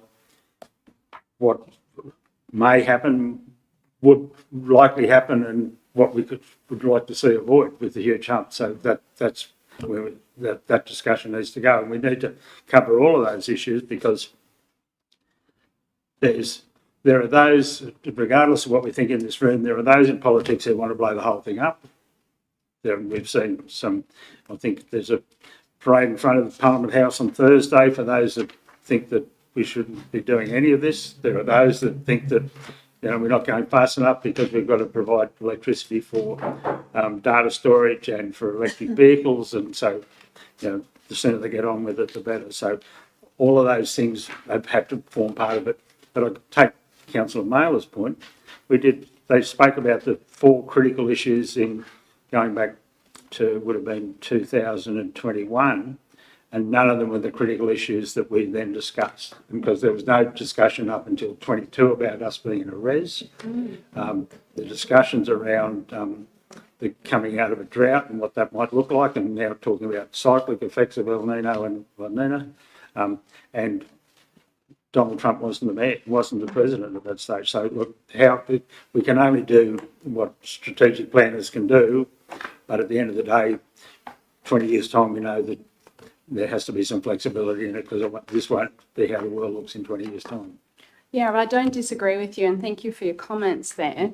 What I'm trying to say, though, is for us to apply for an LEP review, I just think these figures and highlighting them in such a prominent way is not going to be beneficial for our application. That's what I'm trying to say. I get that, but we can't change what was given to us. But I'll ask the strategic planner to refer back to why they're there, please. With respect, I was just in the middle of. Can I just finish? Is that all right? Keep going. Yeah, thank you. So I just think we've got other information to draw from. I think we should scrap a lot of the information there, because I don't think it's helpful for us. And even it says households, and then it says couples with no children. In 2021, there were 33%, and in 2046, there's going to be 35%. Lone person households, they reckon 25% in 2021 and 28% in 2046. Like, I just don't know if the information that we're providing there, and to go to Councillor Mailer's point about jobs in agriculture, it's saying 352. And just as a quick sideline, I work for the APVMA. I'm counted as a job in agriculture. I don't work on the land. Like, there'd be a heap of people that are at the CSIRO, that work for the LLS, that work for a whole lot of agricultural related jobs, but they're admin. They're not actually on the land. So it's a bit of a sway in that as well. But thank you for your comments on 313. I hadn't looked at that page because I didn't get that far previously with my issues, and I will look to that now. Through you, Mr. Mayor. Thank you for those comments, Councillor Doran. I think that the population change in those statistics is drawn. Sorry. The population statistics in the snapshot are just drawn from the common planning assumptions. So that's the New South Wales population projections. They are the state government's best estimate, and, you know, we've expressed concern in this chamber in the past when those common planning assumptions seem to be quite out of date. They have been updated, so we know there was a major loss of population around drought. Back to the climate change concern, we know that Uralla's population in the past has fluctuated in line with drought. We lose population around drought, and we may or may not gain it back. But I think in terms of population projections in this strategy, I think the Mayor drew our attention to the 3 growth scenarios that we've sort of built the strategy around on page 314 in your documents. The core planning dilemma that we are facing with this strategy is that we actually don't know what's going to happen with the population. If we just extrapolated from prior trends, you know, maybe the common planning assumptions are close. And that's part of the strength of taking a scenario-based approach, is that we can kind of plan for different growth outcomes depending on what may come. And we've planned for 3. The first is that the RES doesn't happen, the major regional infrastructure, enabling infrastructure in the transmission lines aren't constructed by the state government, and we just plod along being a really high amenity tree change destination with a older aging population. The scenario 2 is that we have an uptick through RES construction, but the projects are actually sequenced in such a way that the RES construction phase is drawn out.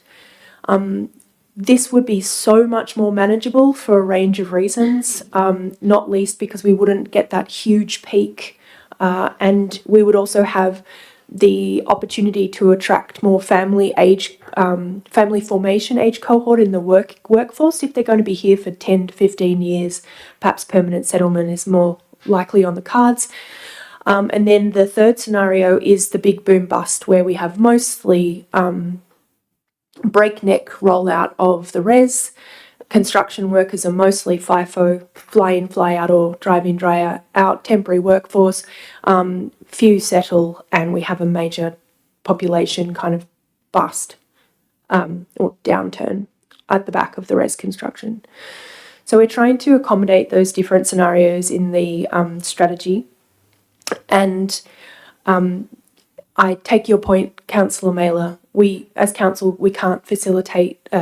We cannot direct growth in the economic development sense. In the context of this spatial plan, it's really about like where growth is going. If and when it happens, where does it go? Acknowledging that we can't control it, but in this context, it's about where do we put it if it comes. And I think at the heart of what you're talking about in terms of council's role in facilitating growth, that's almost like in that economic development strategy space, which would be a delight to come to at another time. So we have different growth fronts that we've identified in Uralla and the 3 core growth areas, and they get unlocked at different times depending on threshold triggers that we identify around needing to bring them online or not. If we know we're in World 1, we'll know because the RES transmission lines aren't being built, so we'll follow that kind of path. If we're in World 2, we may have, know that the transmission lines are being constructed, but we also see that the state government is staging the construction rollout more gradually, and in path 3, we'll know if we have a huge influx of temporary workforce in a very short time.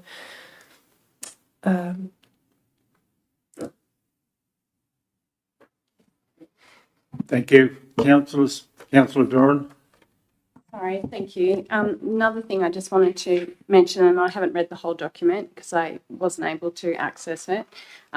However, the bits that I have read, I haven't really seen, I've seen more about infill sort of rather than looking to do LEP review that would provide for like lifestyle blocks and that type of thing on the edge of the general Uralla Township, for example.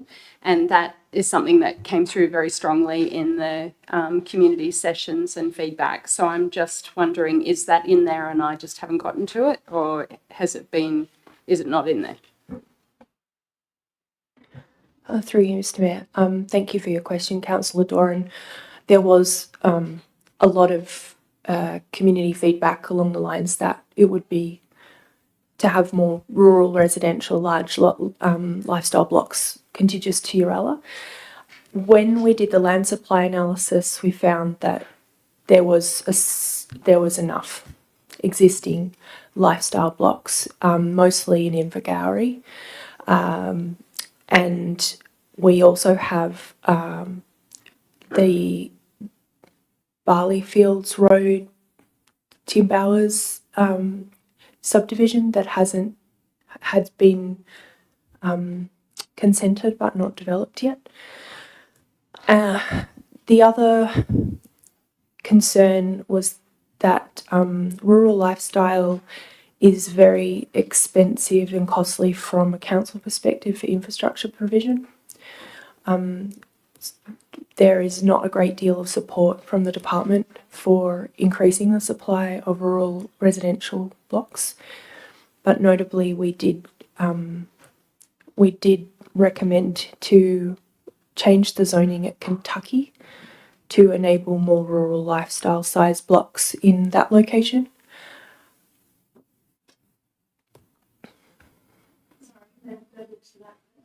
So how do we get that on the agenda? Like I appreciate your feedback and your comments. I do want to ask you, are you well? Are you all right? You just seem unwell. So I hope you're okay. But that's so. Thank you how for do your we get concern, that Councillor. how do we get that on the radar? Because there has been so significant feedback. Well, I would say in the 25 years that I've lived here, it's been the key thing that it's people all in talk the about. documents around Rocky River, around Invergowrie, around Kentucky. They've all been covered in the documents. So, but how? Like, what sort of? What do we need to? What is enough information to actually get that on the agenda? Well, like, how much do we need? Like a petition, or like, what is it that we need to sort of convince that this is a need and required? Like, people have written, we've talked about it, it's come up, still not there. So I understand what you're saying from a cost perspective, but what if we haven't counted that people are willing to pay whatever that might cost? Or what if, like, if it's, the thing is with reviewing having an LEP review, it provides opportunities. And so without investigating that, then that opportunity is just not there because it's not available. So how do we get it on the agenda to make it available? I would say that this document puts it all on the agenda, and as was pointed out, the debate, even if with whatever we provide, still needs the Department of Planning to sign off on it. So we can have what we'd like to see, and it goes to the comment about that was made around that Inverell have a large number of lifestyle blocks, but they can provide water to everybody in a 50 mil lines or something that counts. The Uralla doesn't have the capacity. So, and if I look at Invergowrie, and it was recently discussed around development to the west of the development there, and there's huge issues around bushfire and around biodiversity. So all of those have been covered in all the workshops and what's been presented to council. So I don't think we've tried to leave it off. It's there. As I say, people find shortcomings then in that, hopefully in the next 28 days, that those that are impacted or believe that they're not covered in this have every right to yell loud and clear to councillors and or to staff that they don't feel their situation's adequately covered. But I would say that the document does a reasonable job of that. And I think the work that our strategic planner and the consultants have done around the workshops with councillors and obviously with the community. So my feeling is that it's adequately covered in that document. But you may not agree with that. That's your property. Any Councillor Phil? Thank you, Mr. Mayor. First of all, I want to thank the staff for putting this together. I started reading it and I started making some notes, and I thought it's going to go on public exhibition. I'll put a submission in for what I want changed. But I think it's actually a great starting point for conversation. That's what the community needs. The more conversation we can have around it, the more information we can get to improve things. If it doesn't go on public exhibition, the conversation stops pretty much. I would make the comment and refer back to what Councillor Blakester did for the operation plan, that councillors are fully entitled to set out their concerns, set out, if it's word changes, if it's direction changes, then the 28 days is open, and then you will get a response formally from council staff about whether they agree or don't agree, and we can continue that debate. So I don't think, as Councillor Phelps says, this is only the start of the formal discussions with the community. There have been all of those catch-ups, and the amount of work that's been done is to be congratulated, but it's not the end of the road. Councillor Burrows? Thank you, Mayor. I understand and thank the staff and consultants for the work that's already gone into this. However, as I have said in previous workshops, I don't believe that this will suit our community. I agree with Councillor Mell also regarding that council shouldn't direct, it should follow the wants of the Shire and market demand. 20 years is too long for any plan. We need to be able to change it as often as required. However, this, as the Mayor just said, is a starting point. And unless we have a document that people can write back to, we won't get anything. So I think we need to listen very carefully to what the community have to say, and I really hope that everyone will send in their feedback in the next 28 days.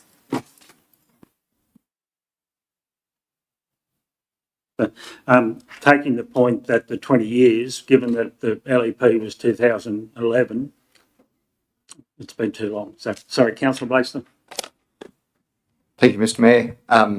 A little bit of an echo, but I too would like to acknowledge and thank the staff and the couple of consultants who worked on this. And I think it's been, for my mind, notwithstanding concerns that have been aired in this meeting, a really good example of the workshopping and the staging of the development.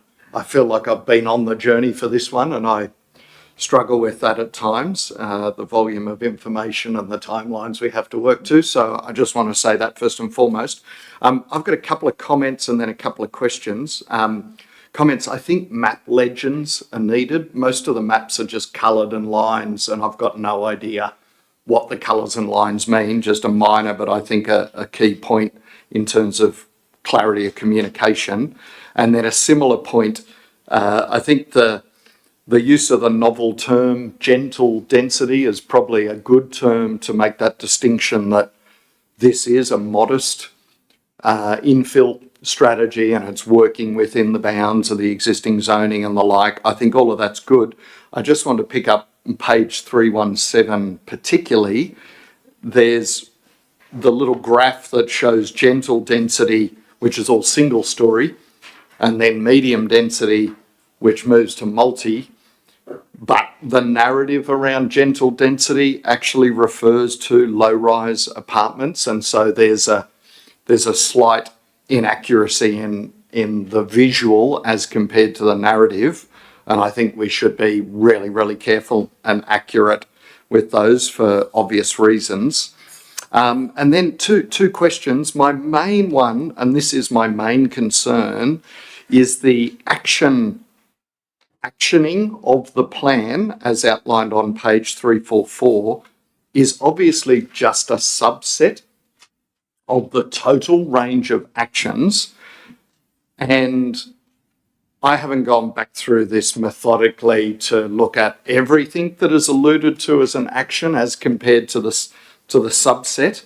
But my question is, why these items on page 344? What is the strategic rationale for just those? Whereas I feel that it's beholden on us to action the plan as a full. So maybe the other part to that question is when and how will it be fully actioned?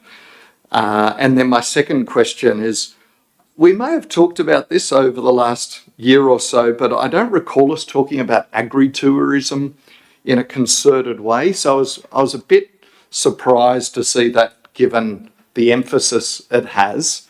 And so my question is, what do we know about the existing agritourism operations across our shire? And what do we know about the interest in that? Just because I don't have a problem with supporting it, but I have done some work in that space. I'm not a farmer. I'm well aware of all the hairs that are on that kind of diversification of income for farmers, and I don't grudge anyone who becomes a hospitality operator. I reckon it's the most underpaid and difficult thing you ever do as a career, and I will be a customer and a patron forever and never on the wrong side of the serving. Anyway, so those are my two comments and my two questions, Mr. Mayor. I'll ask the strategic planner to answer the first one, but I'll go to the second one. We have had some interest in agro-tourism, and the Department of Planning and the strategic planner, will correct me if I'm wrong, has changed the rules. So it's much easier, and I know one on our boundary, for instance, that was more able to set it up under what's the amendments under the LEP, under the state LEP, not under the thing. But I'll ask the strategic planner to comment on the first one, please. Through you, Mr. Mayor, thank you. So you're quite right. The full scope of actions that will be required to see the plan out aren't included in the implementation actions. We've just drawn out the key stuff with an eye to council resourcing over the short term. So those actions that you do see are actually quite substantial in and of themselves. So the first one, for example, we discovered during the process that we really need to understand the capacity and condition of our water, particularly water and sewer infrastructure. So that's first. We're continuing to work with Energy Co around Staces Road. That's quite a significant project. And then the preparation of the planning proposal itself, needing to have a very clear line of sight from this document to actually getting to the next stage, which is the preparation of that proposal. And then a DCP amendment is again quite a substantial program. The other action, for example, around landfill and around the entry points, really respond to those short-term res-driven projects that we've got to make a start on now in order to be prepared. And the LSPS requires updating to reflect this work.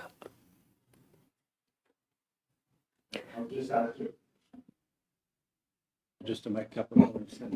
Yeah, thank you. Look, the strategic plan, Emily covered well and truly just the reason for those priority actions that we've identified. In particular, we want to probably emphasise water and sewer, sort of the council supporting infrastructure that will be required to support growth. But just to pick up on Councillor Marilla's comment a little earlier, and Councillor Burrows about the length of term of the plan, I just thought it's reasonable to say, yes, nominally this says 20 years plan. The reality is within 5 years' time, you'll probably be needing to do a formal review, sort of based on which growth scenario is starting to occur or not. And, in that sense, these things should be living documents. And as you learn something, we should be prepared and be adaptable to be able to change that so we can respond to, what the market's telling us, what the community's telling us. So with these, whilst, it helps to give direction for us, but we shouldn't sit there for a minute and think that in 20 years' time, we'll be down to action, 43. It'd be a case of action 43, well, it should have been changed 4 or 5 times over that period of time, I would say. Thanks, Mr. Mayor. Thank you, council staff. Thanks, Emily. I have moved by Councillor O'Connor. A seconder, please. Councillor Burrows. The recommendation that council endorses the draft growth management strategy and places it on public exhibition for a period of 28 days. And 2, receives a further report responding to any submissions received during that exhibition period. All those in favour, please. Thank you very much, councillors, and congratulations to our strategic planner. And I know, Yes. and I think taking Councillor Doran's point, we hope you are well. Sorry, I didn't mean to cut that off.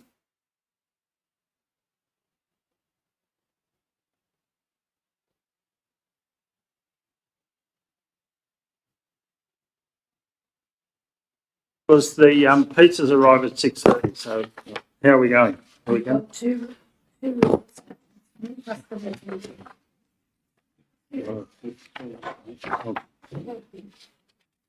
Sorry, what was that?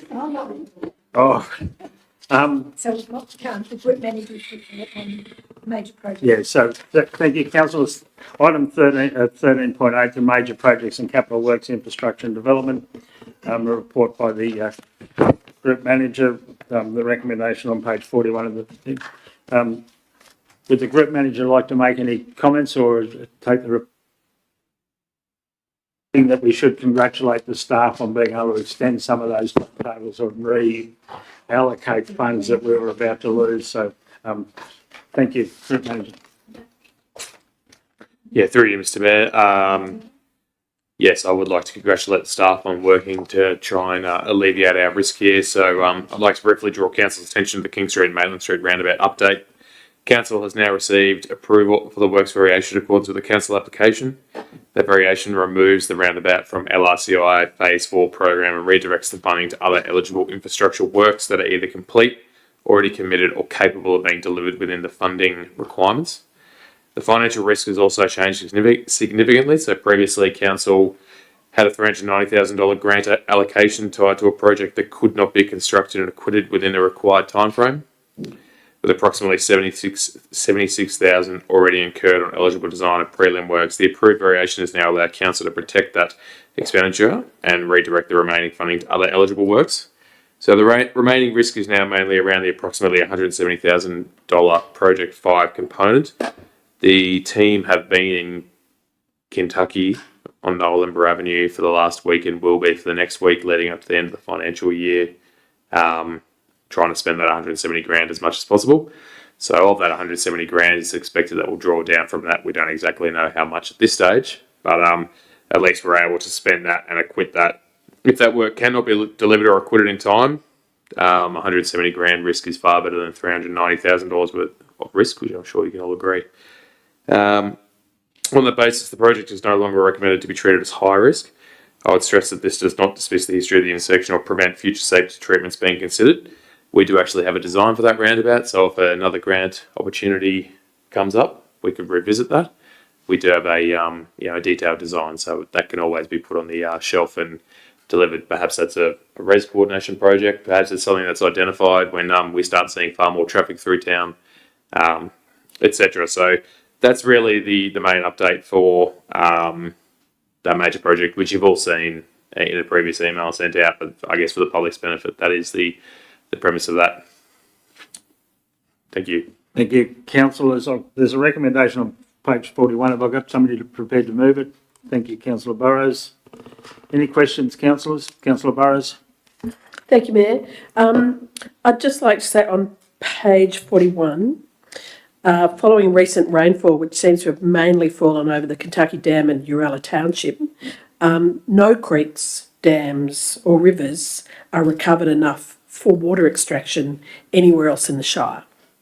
And the long-term forecasts are not showing any high rainfall coming. My next point is Faulkner Street on page 347 says use of own workers, and then the next line down says pending contractor confirmation. Contractor confirmation. I can't speak English anymore. I'm going to say my 3 questions and then... You don't want to answer that question? Let's just... No, I would like it if I could just say my 3rd question. Sorry, I've got 4 questions. The next one is also on page 348, groundwater study. I know we call it the groundwater study, but we still have absolutely no knowledge of what the water underneath there is, where it comes from, how old it is, whether if we use it, it means the surrounding farms don't have water, whether it replenishes, whether it doesn't replenish. So I think we need to be very, very careful about that groundwater, which I know is something I bang on practically every meeting. And the last thing is the changes of the funding from the roundabout that are now allocated to works that were in council budget have changed. Have they changed in the budget figures? So the and the $76,000 design work, do we get that back, or have they said that we get to keep that money? Those are my questions. Thank you. Three general managers, might ask the group manager if we can pick up on a couple of those. Thank you. Through you, Mr. Mayor. So I would just point to the fact, yes, following recent rainfall, but there is a note there, Council Civil Works team remain cautious about recommencing full-scale maintenance grading where water would not be drawn, would need to be drawn from rivers, creeks or dams. So they're making assessments as to whether they do draw from rivers, creeks or dams, which they don't. But it's also a reminder that we use our water trucks as well for our grading works, which we fill up from our water points. So they're making their assessments as to whether we need to do it or not, and that's what we've been doing since we started the drought conditions. As we hopefully leave drought conditions, then they're making their assessments based on that, and it depends on the damage done to the road, it depends on how much it needs it, etc. For example, we're on Hillgrove Road at the moment, making our way over to Goswick, and they're utilising local farmers as dams, so they've got agreements with them and the farmers are happy. So they're not just taking it willy-nilly, but I'm leaving that to Dave Council, who I think has proved that he's pretty good at making these sorts of decisions for the civil team. To answer your second question, it's a typo. We are using a contractor for Faulkner Street drainage, so that's just a leftover from a previous comment. The groundwater study, the study does take into account the refresh rate of the groundwater and how much it replenishes, etc. But it is noted that the groundwater is not measured during drought conditions. So that is not something that the study covered. And we are cautious that if you deplete that water during a drought, if there is any water there during a drought, what would happen to surrounding water? Obviously, you're just robbing Peter to pay Paul in those situations. So how we use that water will have to be a decision for council. The third point is the budget reallocation. So you won't see that because that would be a QBRS adjustment because it happened post the last QBRS. So part of the role of the civil team now would be sit down with the CFO and reallocate those jobs and make sure that they've drawn from the right LRCI funding. The $76,000 will have to be an own expenditure because it can't be covered under the grant. So that'll just have to be, but if you can offset that against other projects, then it's worth it. I don't think you had more, but I thought I'd answer those four. Through the Mayor, I don't trust the allocation of water from dams, creeks, at times, from my own experience of having water taken out of my own creeks when there is almost no water in them, and certainly no flowing water. And this was topped off by, as I was coming into the council meeting today, there is no grass growing out there at the moment because there's not a lot of rain out there, but they're still mowing Kingstown Road, which is an enormous waste of fuel and stuff. So I'm going to say again, I would really like that all checked a bit more. So water use and when we do things that don't need to be done, because I actually... I'm going to pull you up on the mowing because the biggest problem at the moment, and my wife just drove back from Bundarra, is dodging kangaroos. So if we can do the mowing while there's a bit of moisture in it before we get to dry. The last thing we need is kangaroos hitting people, which is why normally the staff would get phone calls about the mowing, not about whether if it any other benefit. But I'm sure the staff will take your message on and will include the word without the word trust. Councillors, any other questions? Councillor O'Connor? Mr Mayor, I couldn't find anything. I know we talk about major projects, but do footpaths fall into major projects?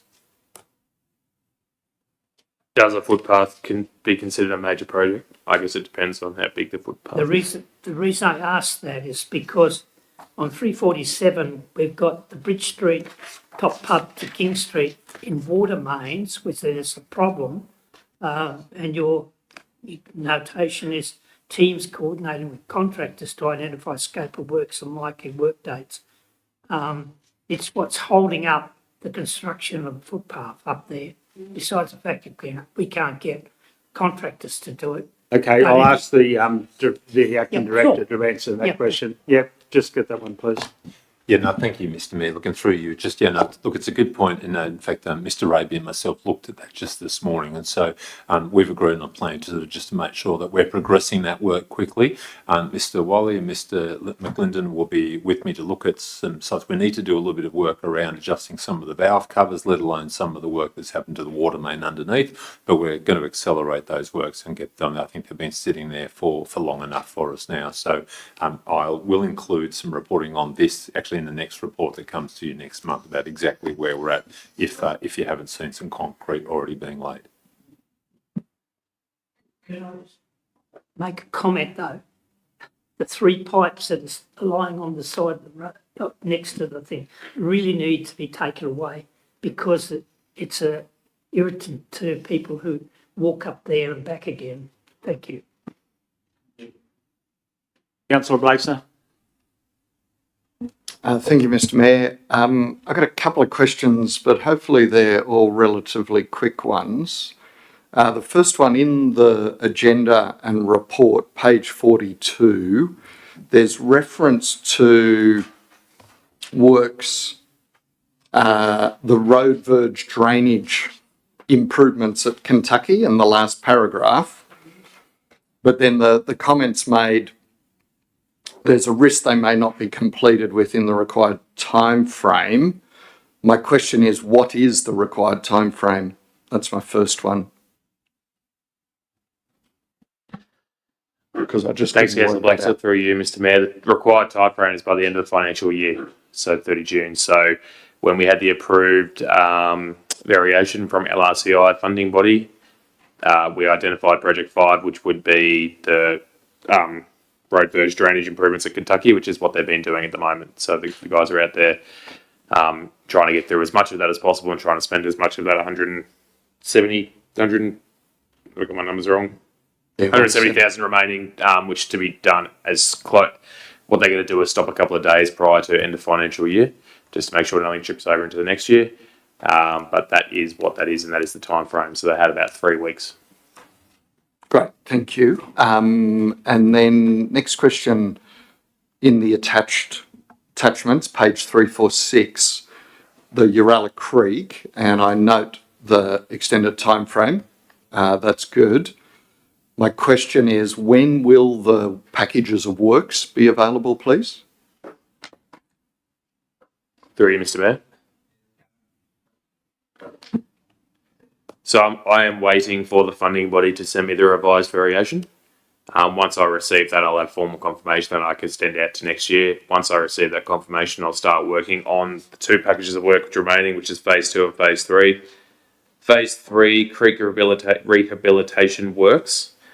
The contractor actually came in around budget. So really it's just going to be a validation of their number is the same and the scope that they came back with. To me, back briefing is what we actually asked for. So that one should be more straightforward. The second one, which is the civil and stormwater works identified in the study, if you recall, that came back at around about $3.4 million. We had about $350,000. So my plan there is to strip all those works down into 1 or 2 projects that are going to be the best bang for buck, to use a poor term, but really that's going to identify what is easily done and what kind of contractors we have in surplus at the moment to do works. The reason I say that is I'm not going to identify something really complex or niche because we won't get good pricing, we won't have contractors, so I'll identify something like guttering or something like that, rediversion of stormwater that perhaps we could even self-perform. I don't have a date as to when, but I can't start that until I get that from the funding body, which I'm expecting prior to the end of financial year. Thank you. Next question is what update can we get regarding, so just building on Councillor Burrow's question, the bundle of work that New South Wales Public Works have been overdue already, and it's intimated that there might be even further delays, but for the record, what's the current anticipated delivery date for those packages, all the water related, water cycle and groundwater? Through you, Mr. Mayor. So that is relating to the integrated water cycle management plan that Public Works for New South Wales are completing. Their options report has been due since February. They're working on 3 options. They're looking at option 1 is desilting the dam, option 2 is raising the dam wall either 1 or 2 metres, and then option 3 is a pipeline. They had a meeting with us last week to talk through their options, their indicative pricing, and I was a bit disappointed with the level of detail that they got into with their pricing. So I think that their options report is still a way off, which is really disappointing given the delays that we've seen so far. And but if the quality of work that they're going to deliver us is not good enough, then we might as well wait longer for it to actually be tangible and relevant so that we can put it to a funding body and apply for something. If we go to a funding body with half-baked ideas, it's not going to be very good. Sadly, I don't have a detailed date for you, though. I wish I did. Thank you. Councillors, Councillor Mailer, you have a question? Through you, Mayor. I've just had a question about King Street, Maitland Street roundabout. $76,000 expended on planning for that roundabout. At what point does that have to be redone, or will it have to be redone if we go over a time frame? So, say 5 years' time, we haven't got the funding for the Hill Street Maitland roundabout. Is that work going to be done again, or is there a trigger point at which the engineering will have to be redone? Through you, Mr. Mayor, great question. I guess, are you saying will the design become redundant after a certain period of time and need to be redone? That is a risk if there's changes to any standards that come in that change anything, or are there any standards related to truck combinations or things like that? If we were to do this in a couple of years' time, there would absolutely have to be a review process to make sure that the design was still fit for purpose. But there's nothing that I'm aware of that would be a time limit. After 10 years, you have to throw it in the bin or anything like that. It's really just if something does change, which we may not be aware of, so it'd be due diligence to double check that. Okay. Thank you. Councillor Blakesler. Thank you, Mr. Mayor.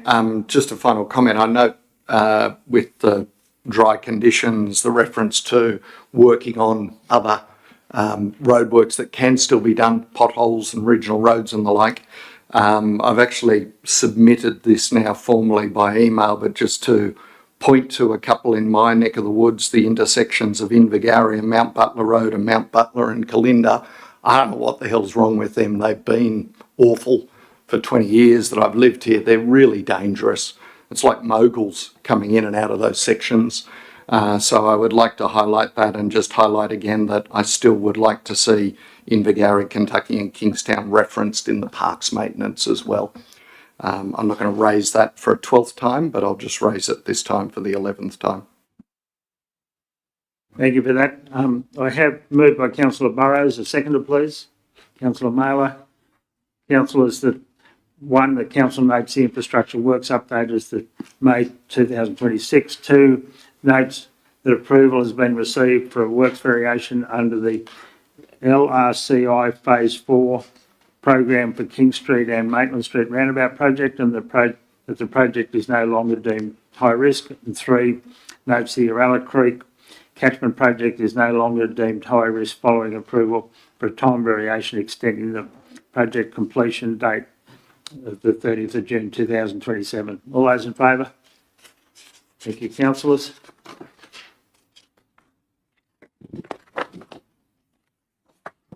Councillors, I move to item 13.9, the Register of Resolutions action status as of the 18th of June 2026. Recommendation of council notes the recommendation action status report as of the 18th of June 2026. Somebody move that, please. Councillor Wright. Questions, councillors? Councillor Burrows? Thank you, Mayor.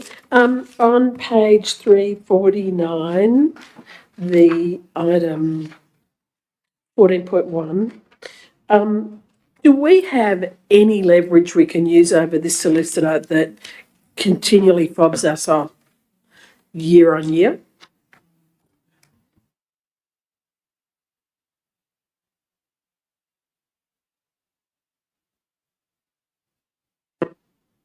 Well, answer that question. Through you, Mr Mayor.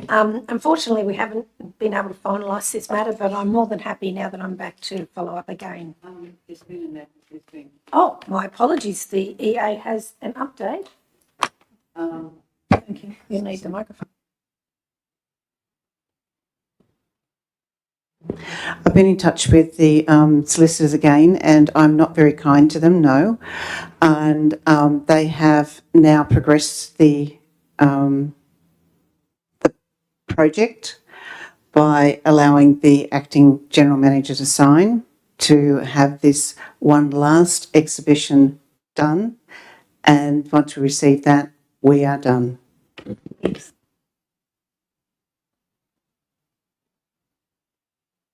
Councillor Burrows. Councillor Blakester. Thank you, Mr Mayor. Just one question, page 351, which is about developer contributions. Just wondering if I can get an update on the status of the Aboriginal land claim matter, which is the whole point in the process, because I'm very eager to get it to the point of the end goal rather than this midpoint. Thank you.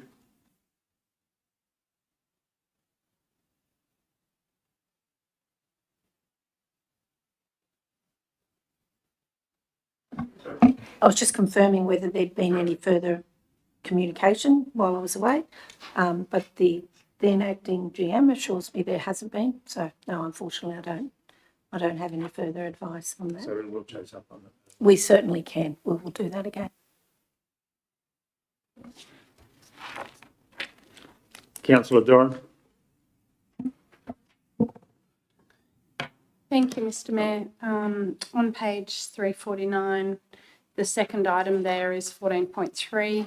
I note that it's from the 27th of May last year. So it's an update that we received. This is the resolution back then. Update, water and sewer debtors in arrears. So if it's meant to be twice a year, so overdue water accounts go to SR Law twice a year. So my question is, why is this item not finalised? And when are we going to get a full report back? Like, yeah, what's going on that it's still there on our list? I'll ask the acting general manager to answer that. Okay. Thanks, Mr Mayor. Councillor, if you go to the next page, there's actually a report for June. Sorry, we've left sort of a running history in there so you could sort of balance one against the other. Yeah, no, I get that. Thank you. Sorry. Oh, sorry, it's May last year, and it's currently June, so it's been more than 12 months, and these are reported twice a year. They're referred to SR Law. Why is this item? I know there's a running tally. I get that, but like, why is it still there? Why have we not now got a new update that's come to the full council? Why are we still playing around? You know, why is it still there in the Register of Actions is my question. Let's go back to why council did this original resolution, because we had a huge backlog in water rate payments. And so we set about for this council staff to work through all of those. So the issues that arose, and this is why it's taken so long, is firstly whether the meter readings were accurate, and there were a number where they were either dead or people claimed they weren't responsible. So, and then as we identified the larger users, the council staff and right up to the senior management have had negotiations with those people who owed significant amounts of money. So what has happened now is that we're now to the point where we believe that we've resolved what was, if you say, challenged readings where people didn't believe that they were right, to the point where we now believe people just aren't paying, hence it goes to SR law. So yeah, I think we just need to keep in mind that we had a 5-year backlog of reasonable information that the council staff have had to work their way through. So hence the time it's taken, and hence now we're to the point where we prefer not to be at, where it's in the hands of our recovery organisation. So the reality is we've improved that position enormously, and as I say, but it has taken a number of time, and we've spoken previously about some of the major people who had, changed businesses, had meters that they didn't believe, all of those things. So hugely challenging, and as I say, I'm impressed that we got to this stage, but it has taken a long time. Let's be clear about the work that we left the staff to do, and it was a legacy issue, and I know that the staff have had to pick up a couple of them in the last couple of years. So I'm sorry about that. Yeah, thanks, Mr. Mayor. Can I just jump in? Just to clarify that, this recovery work is ongoing, and it's actually just consistent with our revenue policy. As you are aware, we have an adopted a debt recovery policy, which provides for a process of recovering outstanding debts. We certainly had a huge backlog. It has reduced since this update was done. It does take the finance team a bit of work to put these numbers together and give us the breakdown. But what we can endeavour to do for the next council meeting is to get an update on this and close this particular item off.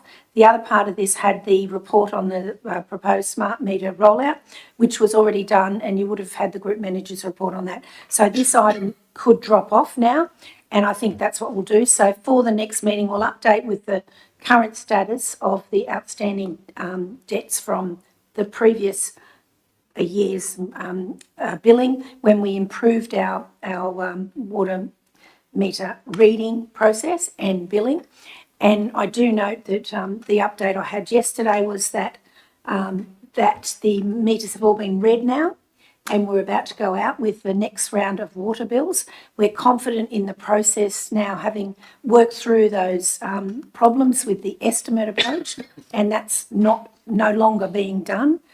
We have contractors who are professionals in reading the meters, and my expectation is that this water billing round will be much more straightforward, and we'll have fewer customers concerned about bill shock, etc.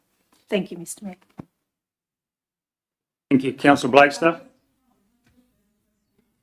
You'll get your chance, Councillor Doran, as you always do. Can I just add to that? Thank you. To get a report on that, if we can get a full report, because this is obviously only a subset of what council's owed, and back in May when this action was first raised, we had a full schedule. One of the shortcomings of the information out of our finance system is that at that time was we had no ageing of debtors, so we couldn't tell whether someone was outstanding for 5 years or 5 days. It would be good to know whether there's been any improvement in that regard. And so I think we need a report not only on this subset, but on the full amount of debtors owing. And just to highlight, in the 18 June update, I was going to raise this, decided not to, but I will now. There's inconsistency in there. It says 98 assessments are outstanding, 164,000.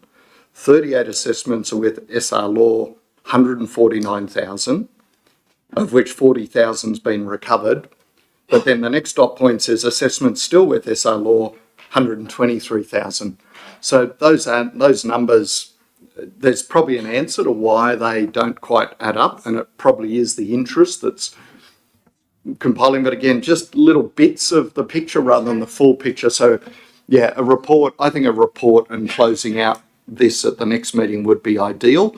So it just becomes business as usual. Just wanted to add those extra points. Thanks, Mr. Mayor. Councillor Doran. Thank you, and thank you, Councillor Blakester, for rounding that out. I did want to just, anyway, thank the General Manager for taking note of my comment and responding appropriately. I really appreciate it. Thank you. And the next one is on the following page, which is also from May last year. And I know we've kind of mentioned this a couple of times, the review of council's community care services. But when this was adopted, it was, so point 3 is receives a future report on the implementation of the resolved option, including budget implications. At the time, we haven't put in 12 months, but the understanding that I think we had at that time was that it would need 12 months to have a proper length of time to be able to provide a review. And so, here we are again in June, and yes, we've been getting the updates and that's good, but we're not getting a full report until August, September. Like, is it September or is it August? It was going to be 12 months. Just be careful where you go with this. The issue is that the group manager has done everything in his power to be able to deal with what I would say was the most difficult funding challenges. So if he said yes, he'll give you a report in August, and we didn't have all the final figures from the Commonwealth and the state, then we'd be redoing it. So given the advice that was previously provided by the group manager, I think that we will leave it in his hands to determine when he feels confident, because it goes to the question was asked previously about what we had in internal and external category funding. So as I say, I think we'll get the thing when it can be confident that it's correct information, because it changes on a daily basis. I understand the frustration, but that's the reality of it. So the group manager's advice to council has been entirely accurate.